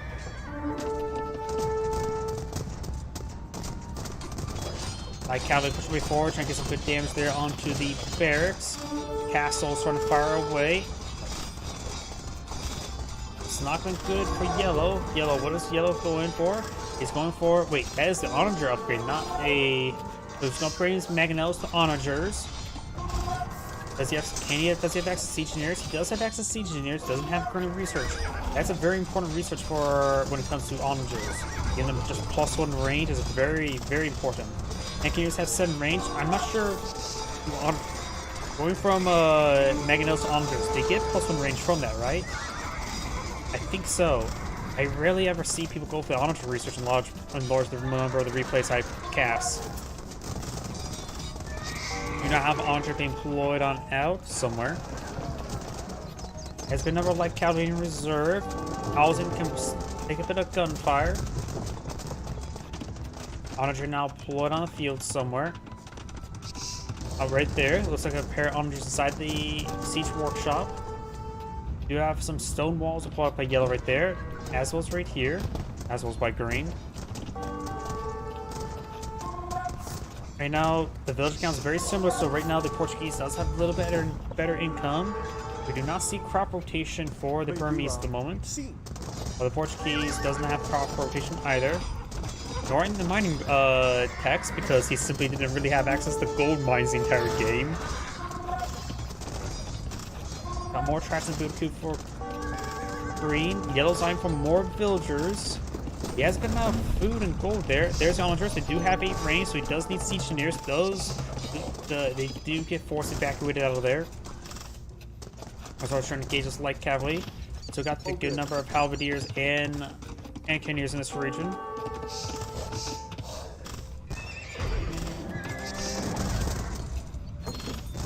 Mining camp received a bit of damage from the hand cannoneers.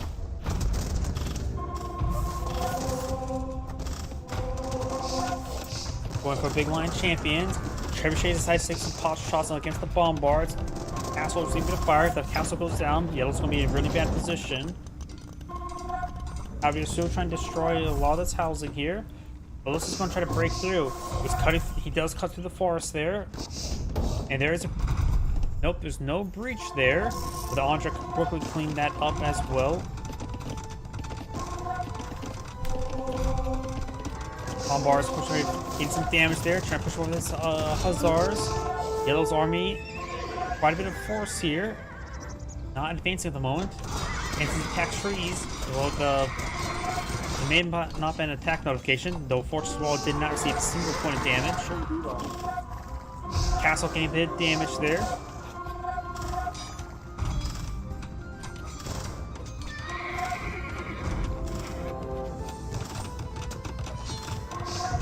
Castle receiving a bit more fire there.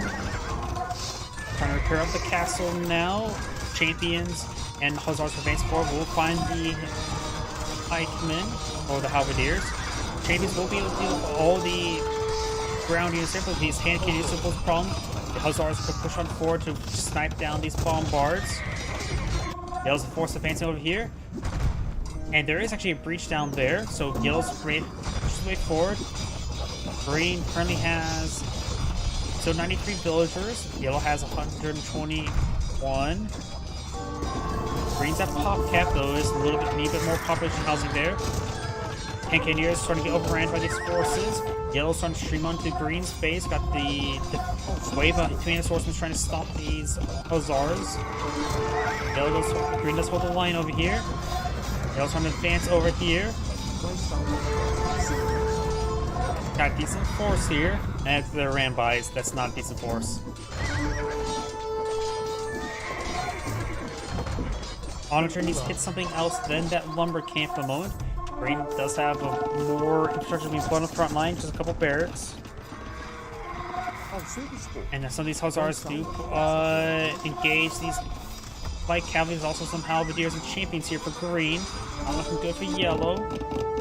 Green does have another town center here. Onager does go down. Yellow does get cleaned up there. Going for additional town center here. He's starting to evacuate into his opponent's original base. Does have a good number of town centers everywhere. And the castle has been repaired on up. This will be a good hard point here, preventing Green from advancing. Green is going to have to wait for gold for the Federitas, as well as population space for the bombards. Yellow does have a good superior number of villagers right now, but met the Federitas well.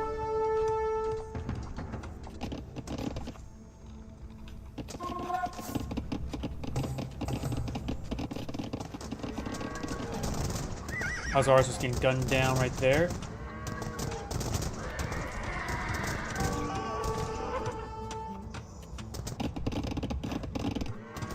Green has a sizable force against forward. It does have approximately 50 units in this region.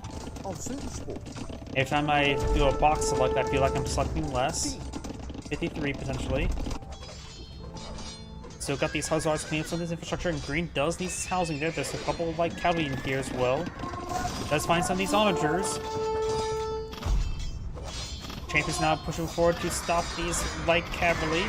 He may lose another onager there. Does lose an onager there, that wounded one. Onagers are now able to engage these halberdiers. Halberdiers trying to engage the onagers. Another onager does go down. Finds a pretty good volley there on these halberdiers, but the other volleys were not good. Does find a volley there as well. Champion should be able to report these halberdiers no problem.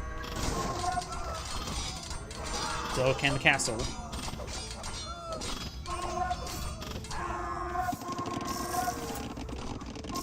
Yellow's collecting up there. Green's collecting right here. So just one Federator on the field. James push right forward. You got this bombard in this region as well. I get some damage on in. I hear some conversions. Hand Cannoneers push way forward. Champion's trying to overrun the Hand Cannoneers. Does gun down the monks. Small force there.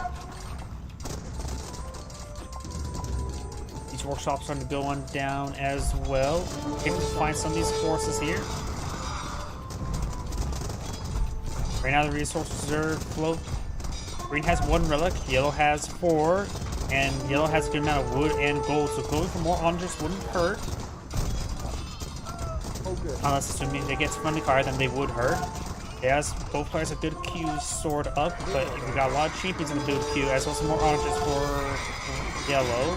Green right now is just eyeing for a lot more trash, as well as some Hand Cannoneers on the field, as well as more light cavalry. And here's moving forward. Onager finds a deadly hit there, cleaving through these Hand Cannoneers, and he's not paying attention. Lost half his Hand Cannoneers to a single onager. There's not one more there. May get another volley there. He's in pursuit. Doesn't have siege engineers still just yet. Gonna repair it up now. Does not get another volley there. More onagers push away forward. Bombards do all go down to these various forces there.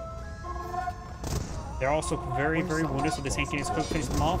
Hand Cannoneers do avoid the onagers. Does take out another onager there.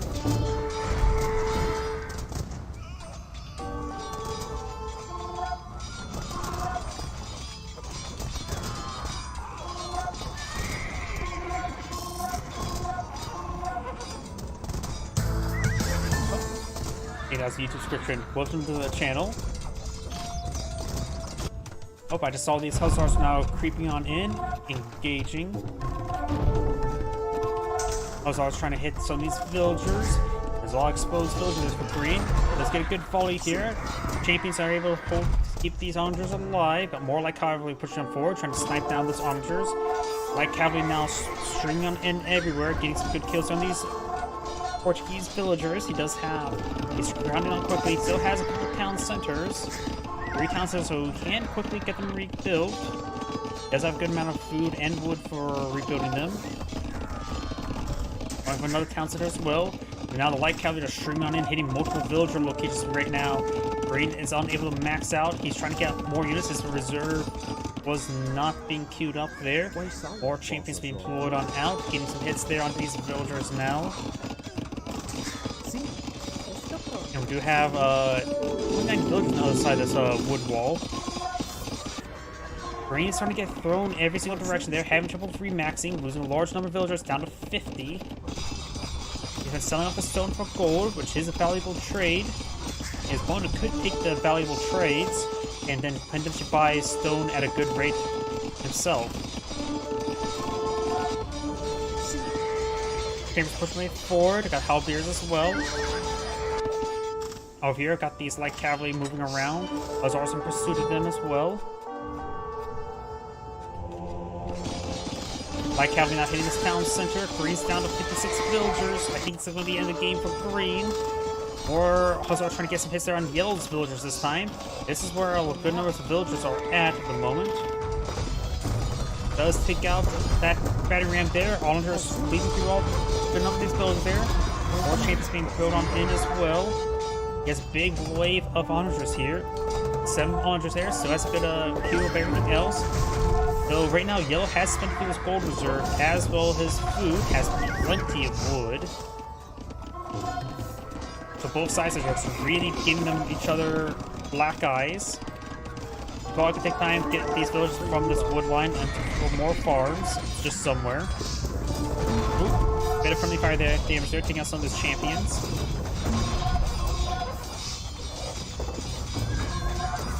I was going to stream on in.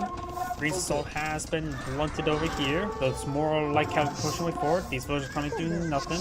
They could be sent to the corner of the map for farms.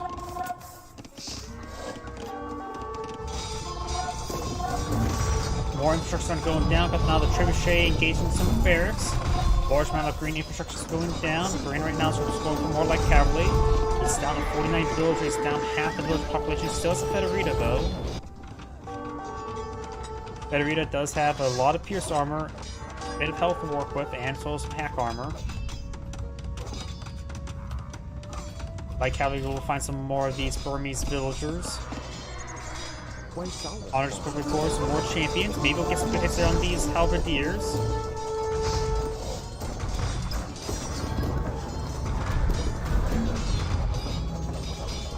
Halberdiers trying to overrun these trebuchets now.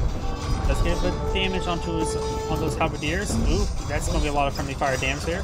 Archers may want to hold it back. It does take out those archer range there, but now the light cavalry trying to overrun these onagers.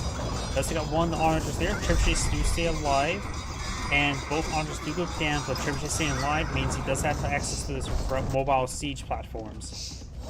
Green's attack over here has been fully blunted.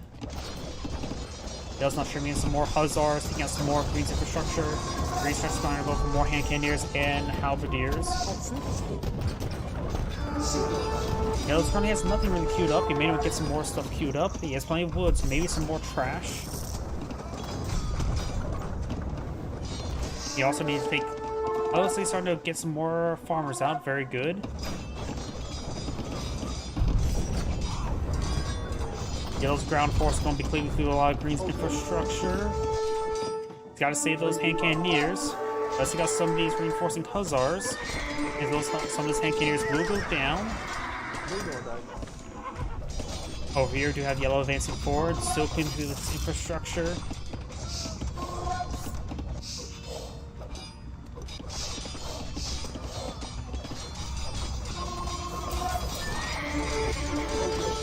Champions in the mix, Hussars charging forward, more champions pushing way forward.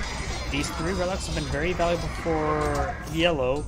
Vettery has been very valuable for Green, and that 1 relic.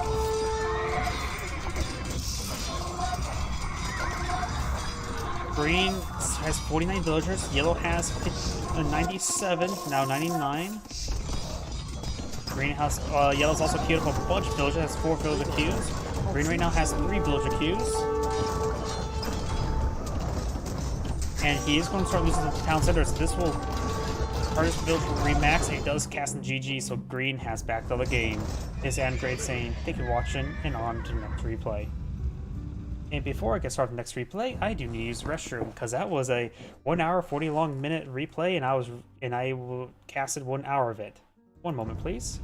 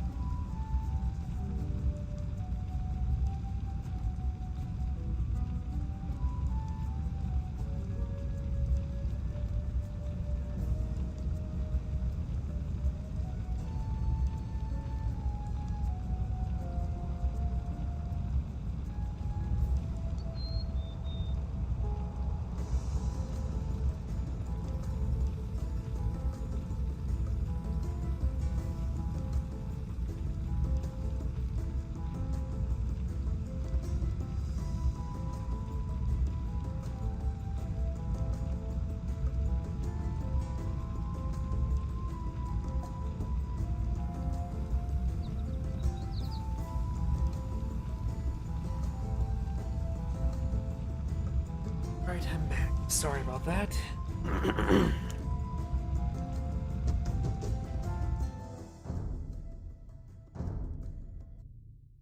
and delete that one. And remember as well, replays another good one as well. Greetings everyone, and Great here for another HBars 2 Definitive Edition replay. So on the north side as the Slavs, we have Padapon. Spawn on the south side as the Blue Lithuanians, we have a Vale Yellow 99. And this has to be some sort of mega random map, because there is an Elf Watchtower here. Interesting. Both this map starts off watchtowers. Could be interesting, to say the least. Oh, and either way, let's go cover each player's civilization bonuses before I forget. Slavs, they are infantry and siege civilization. Farmers work 10% faster, very powerful. Supplies and garrisons are free. Siege workshop units are 15% cheaper. Monks work 20% faster. Unique is a boyar, which I believe is a heavy cav. Like, I think it's in comparison basically a Teutonic Knight but mounted, if that's the best way to describe it. I'm not really sure off the top of my head. You never see a lot of these unique units built. And for the unique text, detonants replace 40% of the castles and stone cost with wood, making castles a bit more accessible. And Druznia, infantry will damage adjacent units, but makes them very, very good in trash fights. Their halberdiers versus other halberdiers are one of the best in those sort of matchups. Scouts engaging scouts. Oh, 18-12. It's getting very close, but I think blue will lose. 6 health versus 3 health. Yep. Red has won out that engagement, but blue does fall back in time, so can scout around with it. Oh yeah, I forgot to cover the team bonus as well. The Slavs team bonus is...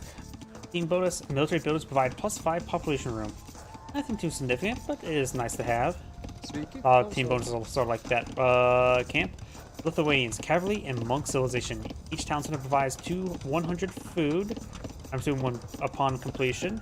Spearman line and skirmishers move 10% faster. Each garrison relic gets +1 attack. Knights and Lightus, maximum +4. Unique text. Lightus is a armor-piercing cavalry unit, if I remember correctly, and a winged hussar, which is an alternate final upgrade for the hussar. Makes it a little bit better. Unique text, hill forts, town center with +3 range, not generally useful, but could potentially be useful to protect itself against crossbows and mangonels.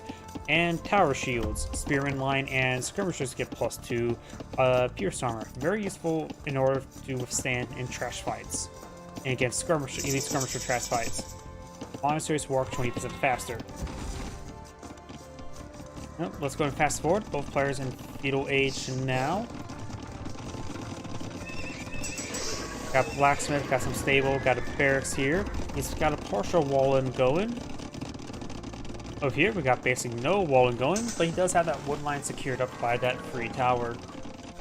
That's well the gold line, so that is actually, that tower is protecting the gold. Over here, the tower over here is just protecting the wood, and partially protect the gold, but not all too well, and partially protect the stone, but not all too well. It looks like Blue Scout has gone down.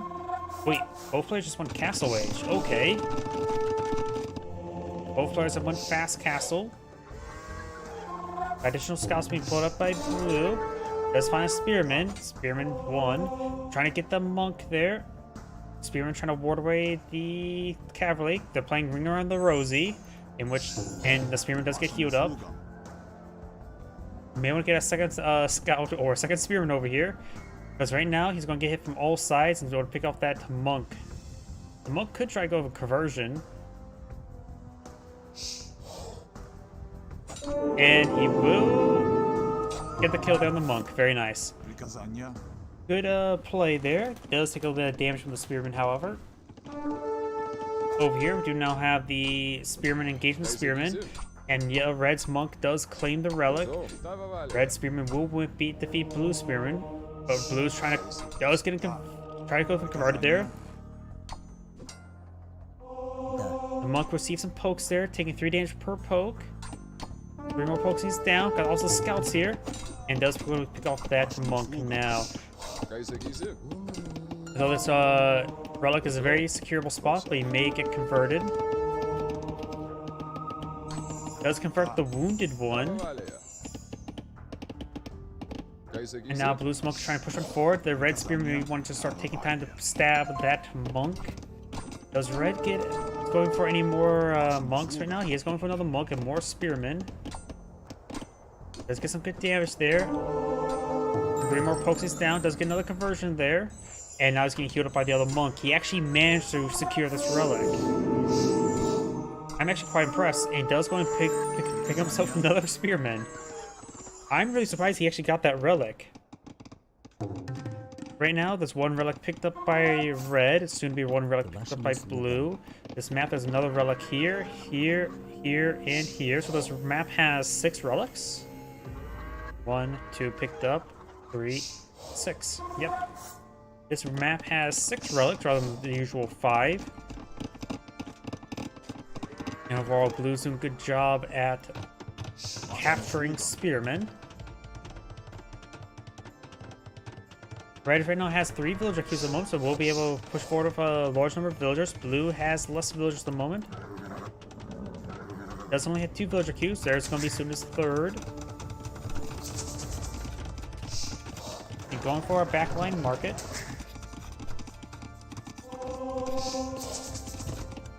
Lithuanians really need to start trying to get playing with his relics. We'll be able to find that one there. Got the exotic doggo, stopping this spearman from advancing forward. This monk may need a bit of escort. He can be healed. He's a religious man. Remember, you got to withstand the abuse, I guess. I don't know. I was trying to think something smart ass, but I couldn't think of anything. Does kill off that spearman there. And this will be relic number 4. That makes the Lithuanians get the maximum benefit from their civilization bonus. Actually, no, this will just be number 3. This one can be contestable by either side, but blue has a good grasp on this region. And getting that maxed out will give him quite a bit of extra damage on his knights.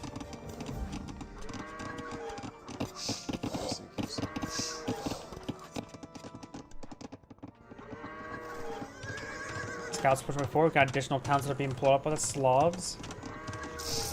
There's gold deposit. There's 2 gold deposits right here, so they're pretty close by, easy securable.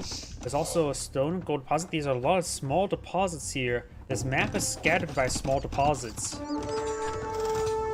Getting a bit of damage there on that villager. Does escaping through the sound center. This town is still pretty far from being built. Spearmen in pursuit of these scouts. Does take out the monk there. And picks off another monk as well. Blue's doing a great job this game. Taking off these monks, getting the relics. 3 relics have been claimed. As blue, not seeing this relic here, nor does he see any other relics on the map. And he may not realize there's a pattern to the relic placement, because it is, of course, one of the mega randoms. But there is another relic there. Easy could be secured. What does red see when it comes to relics? Red does not see any more relics either. He has captured this northern one, but neither player sees these 2 bottom relics. And looks like blue's going to try to capture up this stable. It'll take a bit of time, and his opponent could just simply hit the delete button as such. Now he's going to try to convert the house.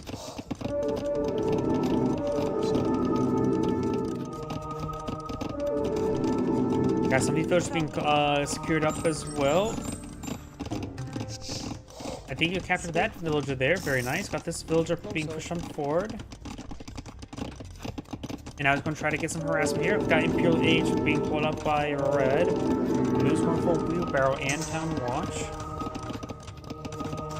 And it's getting a good number of captures on these villagers. That's not usually how you harass villagers, by converting them, but he's doing a good job at that. Let's have a siege workshop here now. Designed for a Mangonel, just need a bit more housing space. Got some housing pulled out here.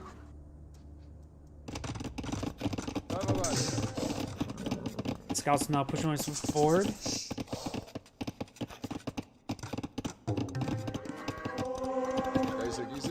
Pikemen making their advance. That was, of course, a pikemen. I think these spearmen may be all converted spearmen. As I believe even before the barracks, he does have a barracks on field. Does get a bit damaged there. Doesn't have any damage research on infantry or onto the knights, so I can't tell if all these spearmen are just converted or what. Got another Maginot push way forward. Does get a bit of damage there on the town center. Best get a cast off to get your unique technology research. Oh wait, no, that's the other player. Pikemen advancing forward, and yep, blue does get the pikeman research there. So those 3 spearmen are actually the 3 pikemen are the ones that his opponent has, since they retain the upgrades his opponent currently gets. See here, pikeman +1/+1 armor. Spearmen have no armor, while red has no armor research. Oh no, he does have the infantry armor, so maybe I'm mistaken.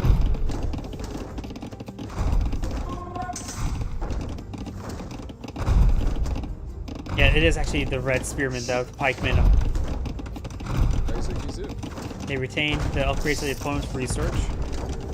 There's now a breach there.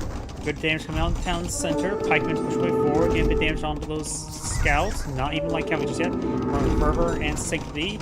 Red does have the next age up and going. A lot of damage coming on this town center. Red is now eyeing for some more blacksmith techs. Pushing forward with halberdiers. There's a large number of monks on the field. Usually monks are not exactly the proper counter to halberdier, but the monks do have good healing capabilities, so I suppose that's one possibility. This is a really strange fight here, to say the least. Magnos push way forward. We do now have defensive castle going out for red. Magnos do not, they should see it. There's an outpost here, so he definitely does see it. Also got a forward monastery here. Halberdiers are pushing way forward. Let's get some damage on these forces there. Trying to shank some more of these units. Now Red's castle has been pulled on the field. He can go for some Boyar against with all the monks nearby. Maybe not a good idea. He can go for the Drizmia as well, which is probably a bit expensive. Mining camp going up, trying to collect a stone deposit there. Halberdiers engaging the halberdiers. This is not going well for red, is it? Got these halberdiers pushing forward. Does take out a villager there. Got some of these villagers being pursued. More halberdiers being pulled up by red. And the monks healing is 1 blue the fight. Does draw them into the castle fire now. It sounds like there could be get a bit of repairs. I don't think we can garrison units at the moment. Halberdiers on the flank. We'll be able to get some good damage there on these monks. And they all get stuck right there. You know, without the healing there, these pikemen and spearmen and halberdiers will all go down. And some of this infrastructure will start going down, so it'll take a bit of time. Hopefully red has Urson's research. He does not have Arthur's research. It's going to take a very, very long time to poke all these buildings down. Down south, we got the gold being collected on up. We got a bit of walls there. We do now have the Imperial Age research by blue. Let's see what blue's eyeing. Chemistry, and for some Lightus against halberdiers. Maybe not a good idea. Castle now going to see some fire from the trebuchet. They do have good attack, don't get me wrong, but halberdiers, of course, the counter unit. It's going for Christian and going for some melee armor. We do now have another castle being pulled up by the Slavs. There's enough stone here to pull out, to get enough stone for another castle. We can use it to castle creep. Guess it'll take a long time to clean that all up. Red needs to start eyeing for more gold deposits. There's some gold deposits down here, as well as more stone he's collecting on up. Castle being pulled up on high ground. This castle's on the high ground as well, so these trebuchets will do reduce damage.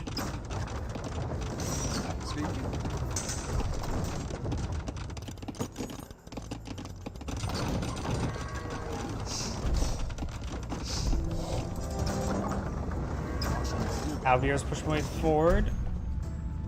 And there goes that castle now.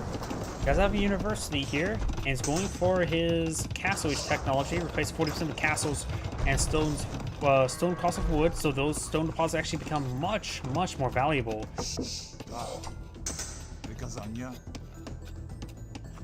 Got Lightus here, got hand cannoneers being pulled out, very nice. Hand cannoneers, of course, a good counter unit to Halberdier. Lightus are finding individual Halberdiers now. We'll get a bit of damage onto them. All these villagers being head on off to the wood line.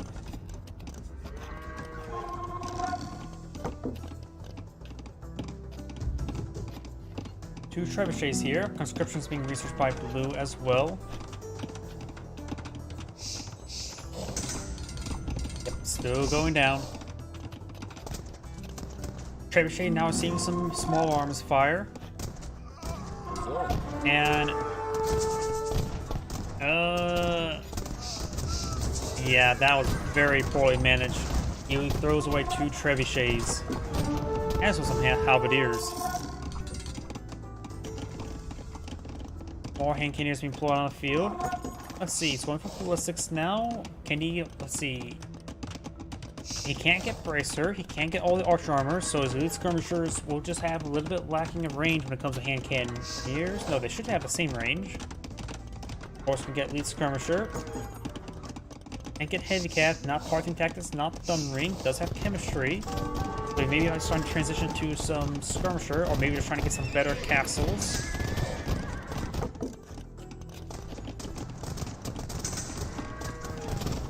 Yeah, they should still have, elite skirmishers will still have the same range as the hand cannoneers. Let's get some good damage there on the Lightus. Trying to move around. Going for another castle here as well. There's going to be just mass castle, looks like, for the Slavs. He could eventually go for Boyars. The amount of castles going to get pulled in the field. Lightus now pushing way forward.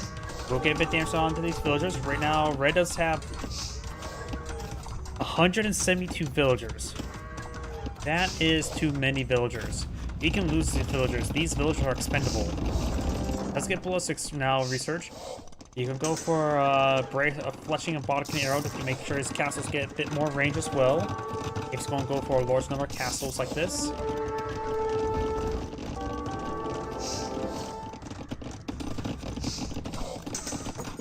Right now, Red's going to have a hard time stopping all these Lightus with the lack of military population space.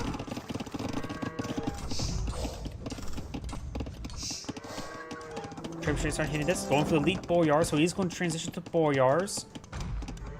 And it's a Bombard, not a Trebuchet engaging. Bombard has 12 range, he does have fletching. We're going to start repairing it on up. Another castle being pulled out by the Slavs as well. So we're going to see something rare. Boyars. We do have Boyars being pulled on out now, but he's immediately at pop cap because he has 180 villagers. He needs to take these 14 villagers and delete them.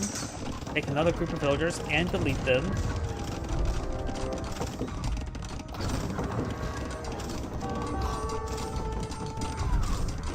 This keep is starting going down. The elite Boyars are soon deployed. Boyars. Yeah, like I said, they have high armor. Wait, but Lightus, they pierce armor, don't they?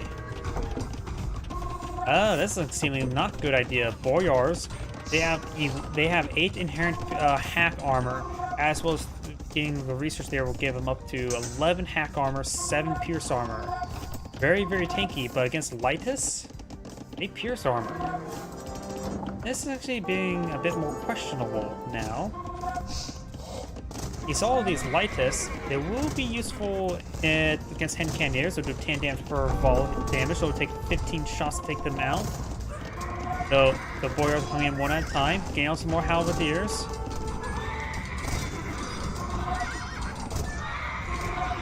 Yep, the Boyars do go down there. He still has 164 villagers. So we do have now these halberdiers pushing on in. He's now going for hoardings research as well as some more Boyars.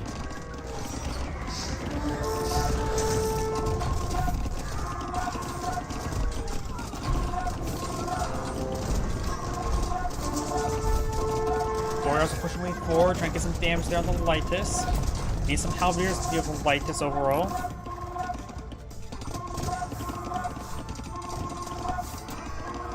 He's starting to shrink down the villagers quite a bit. He's collecting more stone all across the map.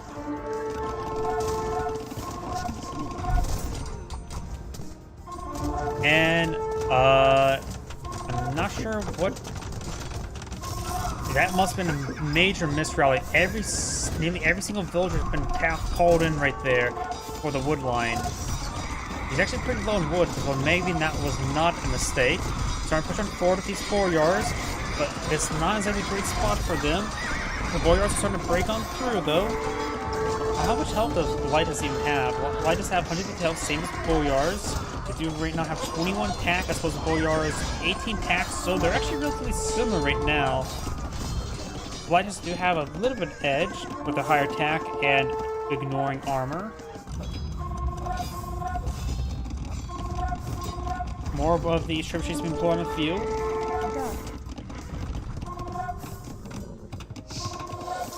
Boyars pushing way forward with some good halberdier support as well. More villagers pushing way forward as well. Dying for another forward castle here to claim up the stone once again. There's enough stone here for another Boyar castle. And some barracks here. You could trying to chop wood through this area to break through. Got now these trebuchets being deployed on field, starting to go on down. Has some hand cannons in the back line. There's still a very good number of castles on the field, as well as some and a bit of flash smash damage there with the bombard. Very nice. Right now, Blue is just not deploying a whole lot. He's actually pretty low in wood. Or not wood, food. He needs to take out half this wood line and start deploying it all on farms. Farms do have increased food collection rate from farms, so that's going to be very useful. How's the gold on this map? I see stone deposits everywhere. A couple gold deposits left on the map. The map's running out of gold pretty quickly. Blue does, of course, have 3 relics, has a good reserve of gold, but so does the Slavs. There's another gold deposit here. He's starting to pull out another castle here as well.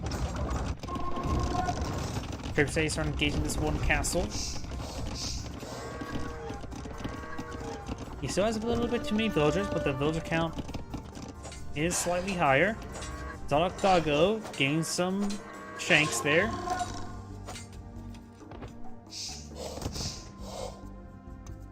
Gold being collected on up here.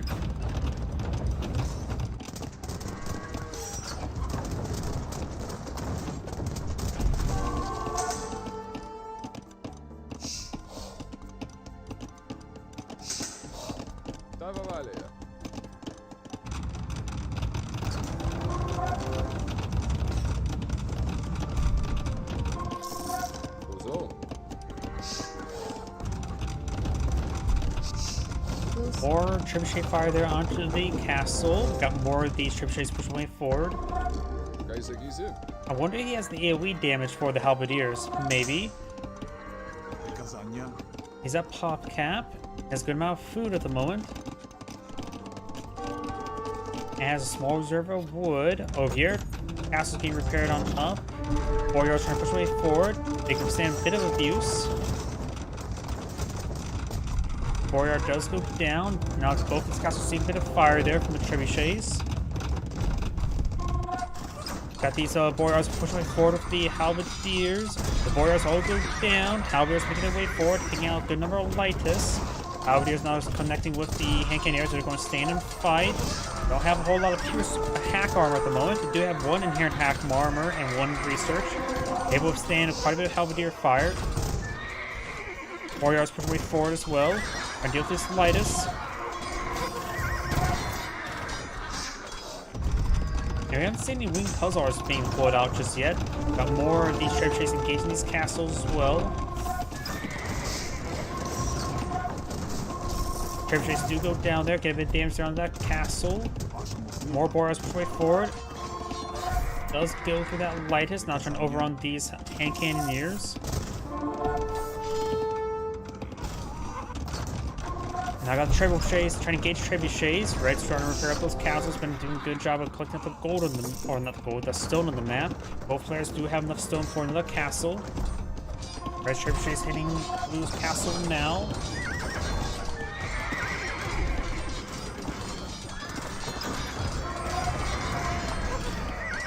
Lighters are starting to go down. There's a bit too many boyars here, and plus the halberdiers needs good fire support as well. Now able to overrun the bombards there. Got a bit of damage on the trebuchets. And now the trebuchets should be able to do the castle. Those good number of hand cannoneers in this region. Over here, these keeps or castles seem quite a bit damaged there. Has a good number of villagers repairing them up. It's sort of stalling out the gold collection there as well. Right now, Lou has expended through his gold reserve. Hopefully he has the Hussar research. He does only have the light cavalry research. He needs to start eyeing for the Hussar research, and now we do have the Hussar research on there. He's actually lacking stables. He's been pulling out a lot of Lightus from the castles, so he actually doesn't have a whole lot of stables on the field, doesn't he? Boyars pushing way forward, trying to get some good damage there onto these hand cannoneers now. Going for his halberdier research as well. Hand cannoneers going to stand and fight. Nice little choke point there. Got some guys on the high ground. But Boyars pushing their way through.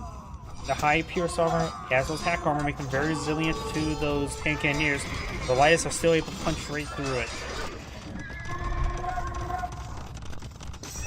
More stables going up. He's eyeing for the Wing Hussar research is almost complete as well. And now with the Wing Hussars, these Boyars are going to be very good versus the Wing Hussars. They were probably going to do 1 damage each per hit. They are not going to do much versus these Boyars. In fact, with the Halberdiers as well, he should not roll out Wing Hussars. He should just go... he needs to go for skirmishers as well as pikemen. See if I can't select. There's the one of Wing Hussars. Does 11 damage at the moment. And he can't get the final blacksmith research, which means they will only ever do 1 damage to these Boyars. These Boyars are going to be incredibly effective versus these Wing Hussars. He also probably should go for these skirmishers over Hussars, Wing Hussars at that point in time. Because at least they will get some bonus damage to the halberdiers of his opponent. Additionally, he can't be going for mass halberdier versus mass halberdier because his opponent could get the unique tech that allow his halberdiers to do AoE damage, splash damage. These villagers now going to be overrun. These are Red's villagers apparently. He has too many villagers still, so losing them is fine and probably good. More Winged Hussars being pulled on the field. These castles still receive a bit of fire, unable to protect them. And one of the castles do go down, the other one will go down shortly as well. More Winged Hussars being pulled on the field. The Boyars do of course have their 11 hack armor.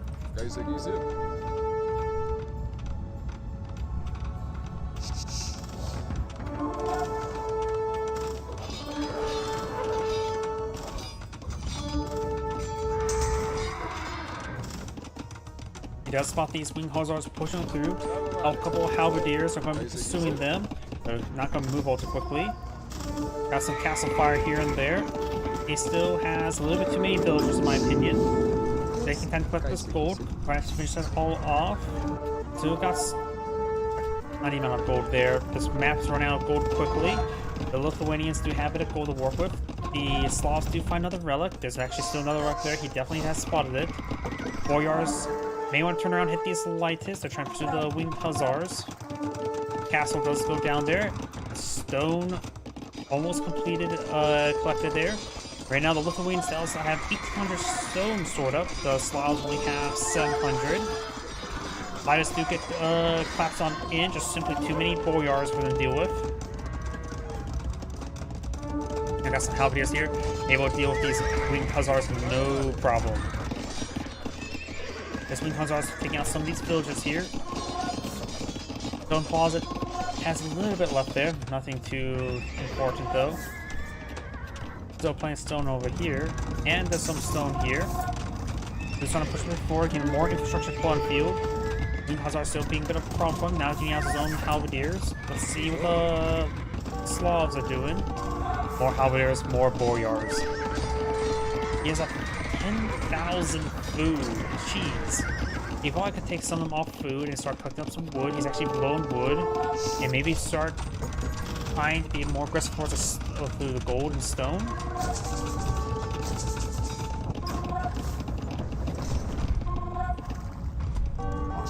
Boyars are pushing way forward. There's some hand cannoneers here as well.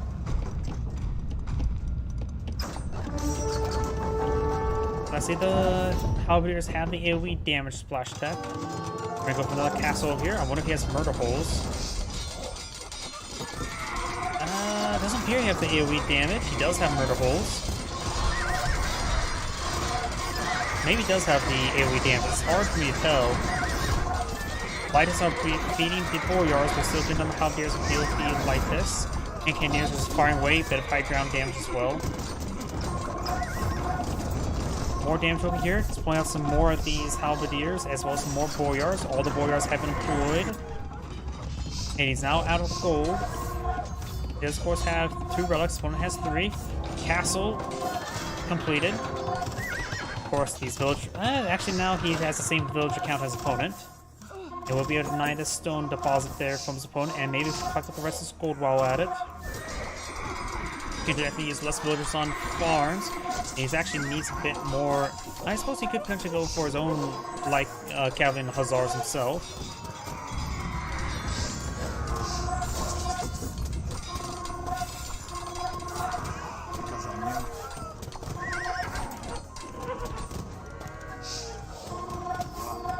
Halberdiers are starting to engage halberdiers. Let's see if he has the AoE damage. I think he... No, he does not have the AoE damage. He could really use that AoE damage right now. Sell off 5,000 food to get the gold for that research. That will go a long way at this moment in time. Yeah, now this castle, we're seeing a bit of fire there. Halberdiers push way forward. Over here, got Siege Workshop here. Blue's trying to go for his own castle. Halberdiers push way forward, trying to get some good damage.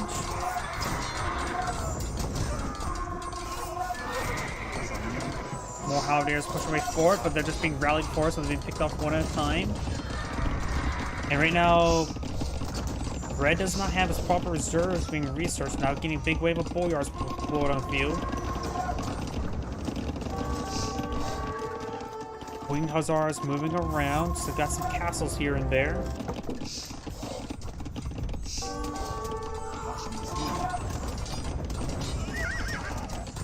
Some of these villagers are getting hit by these halberdiers now. It's getting some light cavalry being put on the field, but he only has 1 stable on the field apparently.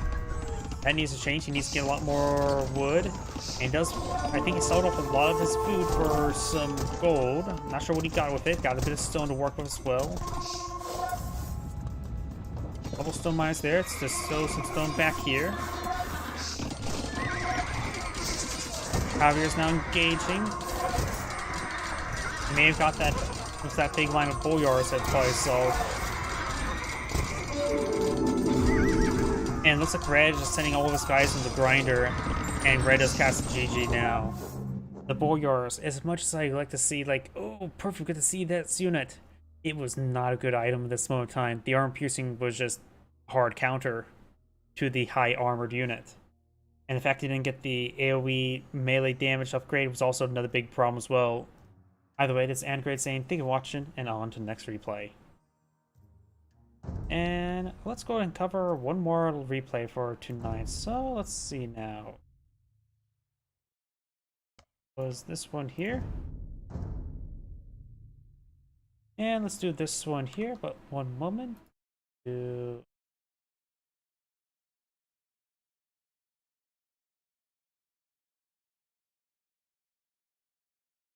Get rid of that because I don't want people to post links to other videos in my stream. Not cool. Greetings everyone, and Great here for another Age of Empires 2 Definitive Edition replay. Spawn on the bottom right side as the red Ethiopians with William S. Spawn on the top left side as the blue Magyars, we have Dark Matter. Let's see now. Let's cover each player's civilization bonuses. The Ethiopians, Archer Civilization, Archers fire 18% faster, receive plus 100 gold and plus 100 food from advancing next day, so a little bit of a rebate. Pikeman upgrade is free, but do note it says Pikeman and not Halberdier. Wait. Am I crazy? What on earth is going on right here? It's not showing any infantry stuff there for the Ethiopian player. I didn't see that in any other replay. This may be a bug with the Ethiopians themselves. Guess we'll find out when we switch out the player. Unique unit, Shotel Warrior, which is a spearman, fast-moving spearman unit that does not do bonus damage versus infantry or versus cavalry. Unique text: Royal Heirs, Shotel Warriors, and cavalry units receive -3 damage from mounted units. Portion engines, increased blast radius of siege workshop units. Outposts get +3 to line of sight with no cost of stone. Very handy. So this makes it what, 25 wood, and that's it. Scouts engaging scouts. Looks like Red Scout just see a bit more beating there. And yeah, we do see all the other research there. So the Ethiopians replay is actually a little bit bugged. Ethiopian Magyars, Cavalry Civilization. As you can see, he wins the scout fight. Villagers kill wolves and one strike, a nice critical hit. Foraging, iron casting, and blast furnaces free. So we see that scout already has +1 damage right there. Very handy indeed, especially in scout versus scout. And scout cavalry, like cavalry and hussars, cost 50% less, making them even cheaper as trash units. Unique units, a Magyar Hussar, which is a Hussar, castle-based Hussar, and which base costs like 15 gold, incredibly cheap. Corvin Army removes that 15 gold cost. And recurve bow, cavalry archers get +1 attack and +1 range. Very, very powerful having that +1 range. Cavalry archers are created 25% faster. They basically have one of the best cavalry archers in the entire game with that research. Blues right now just eyeing for more villagers, not eyeing for any more scouts. Get a bit of damage there. Spearmen dancing around trying to force back these scout cavalry.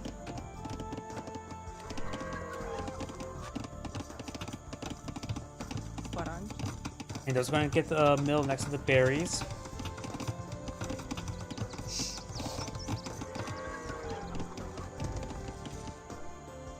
Scouts are moving around, all of them quite battered and bruised. We got a good number of spearmen and archers here. Very nice.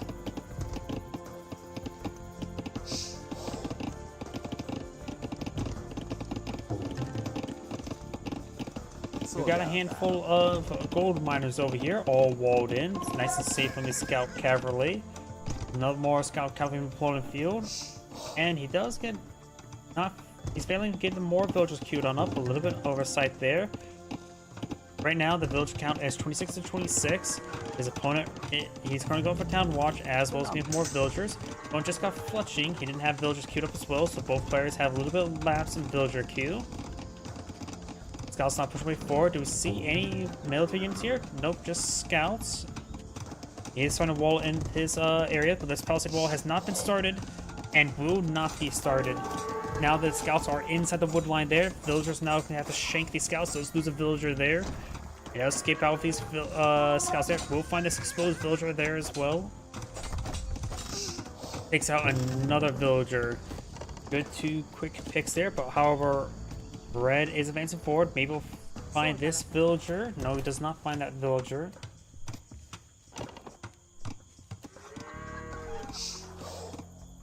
Down here, we've got the scouts moving around. Maybe I'll find some of these villagers.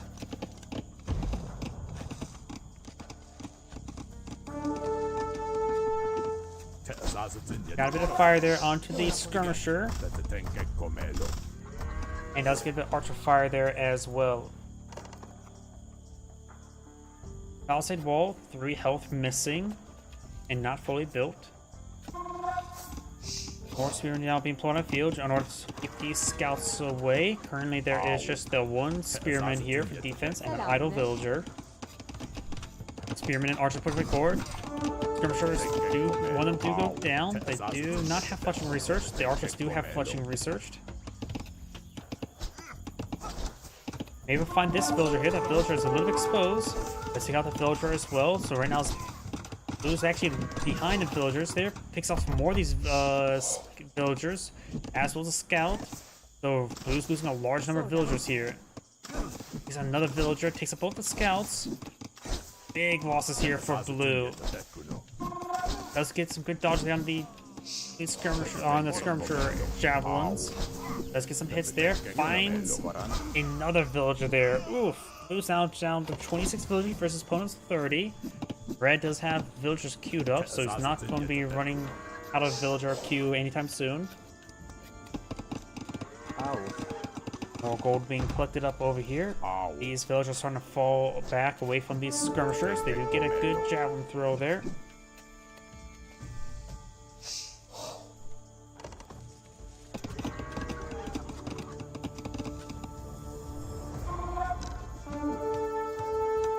Ow. Te'azazatin yetebekuno. Archers now advancing down south. Javelins trying to Ow. pursue them.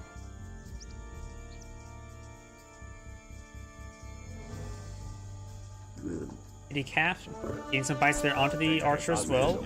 He started stepping away from it. He will be able to kill off the javelin there. Not javelin, the leopard there. The leopard does go down. He currently has 7 archers in this region. There's currently 4 skirmishers, all pretty healthy. There's a bit of wounded onto the archers. Let's get a good volley there. Does get an archer there. One skirmisher does go down. Finds a volley there. Does hit the wounded archer as well. And these skirmishers are falling back with pretty healthy numbers and health, while the archers are falling back with healthy health, but not with healthy numbers. Looks like Blue has some idle villagers there. They're done collecting up berries. They ate them all. Now we do have, looks like Red's almost getting up, has enough resources for the Castle Age. Blue is a bit more gold primarily, as well as some food. Got the gold mine going, collecting up some gold. He does, of course, lost a lot of villagers already. Red has a significant villager lead.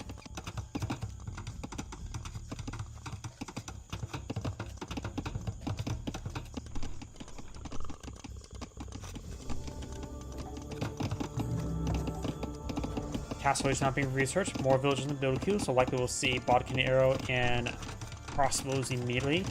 The Ethiopians can't get all the archer techs, even heavy cav. No Parthian tactics.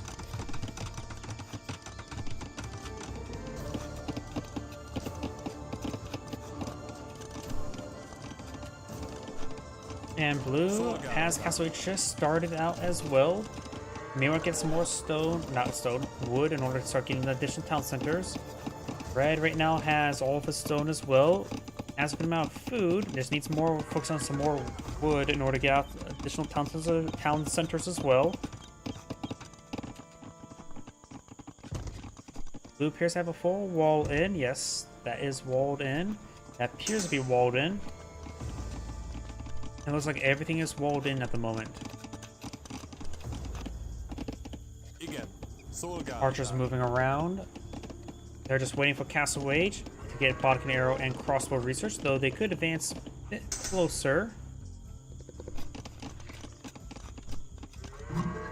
And now there's Castle Age for Red. Blue's Castle Age still on the way. Bodkin Arrow and crossbow research now being employed on out. Got Flushing as well as more skirmishers. He's going to eye for perhaps some elite skirmisher defense. He could eventually, when he gets to Imperial Age, then his cavalry archers could be a counter to the crossbows.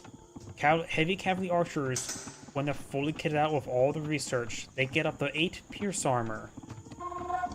And the fact that the Magyar heavy cav is well able to match the range as arbalists when their damage maxes out at 10, so they will only take 2 damage each. Palisade wall has been destroyed. Crossbows making their advance. Able to take out this villager. Villager goes down. Villager does dodge and does go back off the town center. Got some skirmishers here. He's going for elite skirmisher research. He needs more skirmishers as well. Does take out another villager. And do have another town center going up for Blue on the gold deposit. That'll keep that area nice and secure. Pulls back the wood line to the other wood line.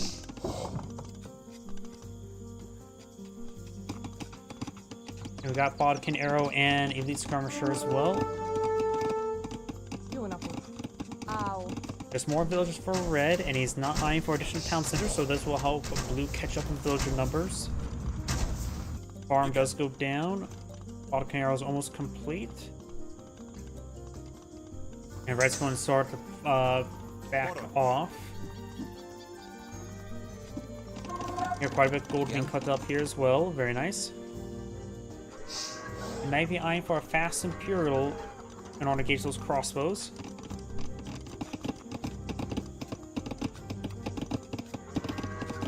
Even then, those cavalry archers would take quite a bit of extra resource to get them up and going as well. And they're not cheap either. You always can go for cheaper light cavalry and hussar, as well as scout cavalry to engage these Szolgálatára. crossbows. Parancs. They can help close the distance.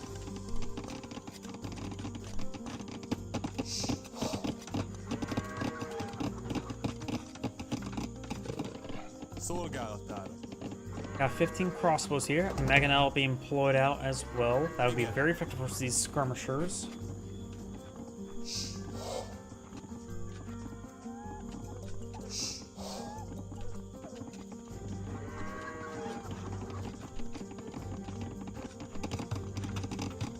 Another town center being pulled up by red. Very nice.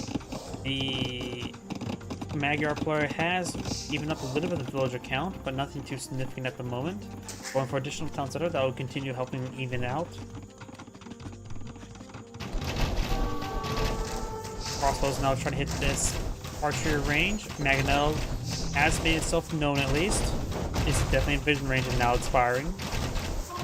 More of these skirmishers. He still only has the one archer range. No, he has two archer ranges.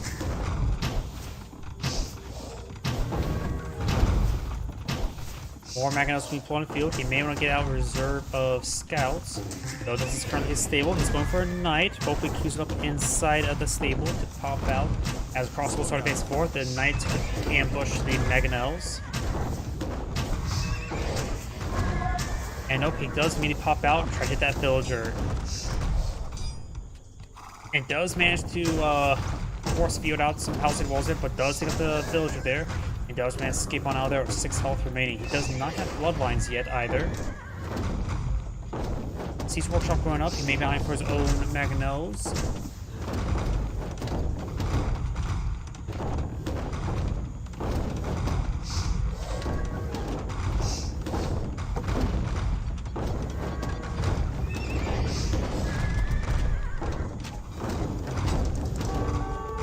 You know how the Siege Workshop deployed out on the field. Not going for anything just yet. He just spent a lot of wood on something. Looks like he's going for another staple in the back line.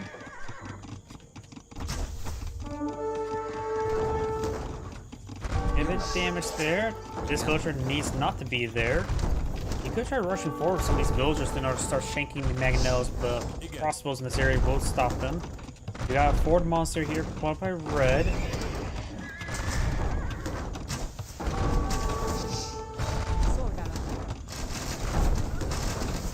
Blue's not going for a Mangonel.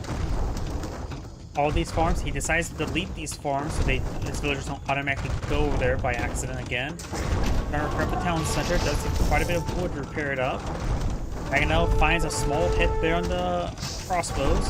Finds a volley there, does partially splash the red Mangonel. That single villager is here to repair. Small splash hit there. Blue gets nailed. He moved the Mangonel back into the arc of fire.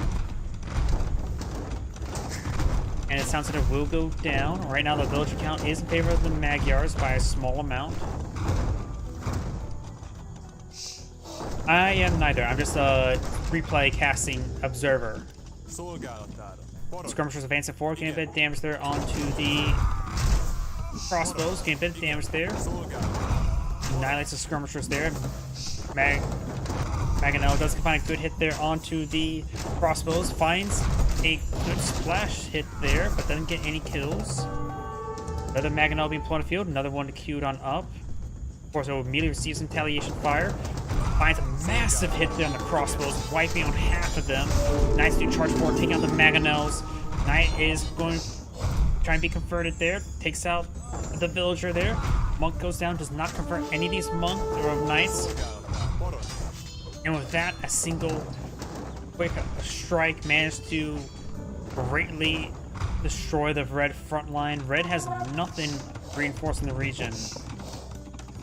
And that saved Blue's game. He does have still a superior number of villagers, a small margin. Blue has currently 2 villager queues. Red currently has 2. Actually, no, has 3. Going for Imperial Age now. The Magyar players are very far from the next age.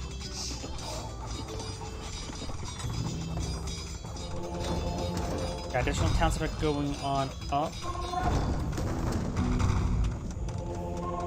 Monster will go down slowly. That knight may get splashed by the... Yep, does get splashed by the mangonels. No bloodlines researched right now for the knights. You can get bloodlines. Hey, that's a bit of oversight. Igen. Right now, blue may want to cool off a moment. He wants to see the next age being pulled out of field. He's going to soon be fighting against Arbalists, as well as Bracer.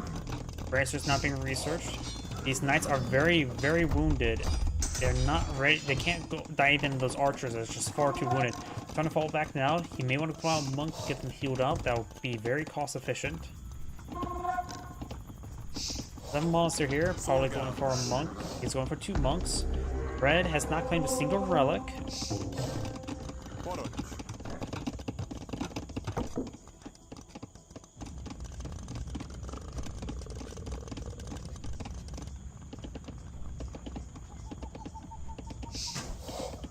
One of the knights do go down. Another one goes down. Looks like he does have ballistics research. Szolgálatára.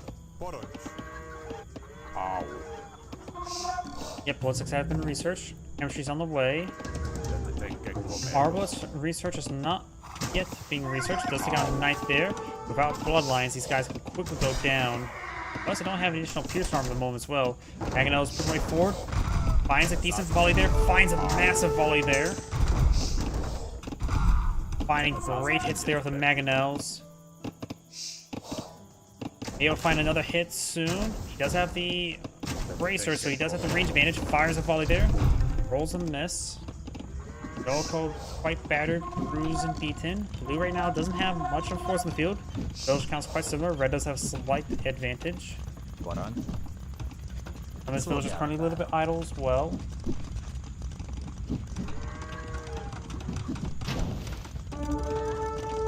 The player's going to pick up the relic just yet. Blue does have a couple monks on the field. Got a castle trying to go on up to hold back these crossbows. Parancs. Te az ázatöngyet. Other armor being researched. Skirmisher easily goes down there. And does pull back. He doesn't think he can build the castle there. There's too many crossbows in this region. Raise Iron Bloods and Bombards. He's not canceling the castle. He's also going for Imperial Age. Doesn't have any Mangonels being put on the field. He is confident that his opponent won't destroy the scaffolding. Got another castle. Oh, he has a lot of stone stored up, doesn't he? He's going for another castle here, pulling a lot of villagers onto it. And Blue does back the game now. This is Anagrade saying, thank you for watching, and on to the next replay. So I'm getting a little bit tired at the moment, and that's going to be my last replay for tonight. So everyone, thank you for watching. Have a good evening. It gets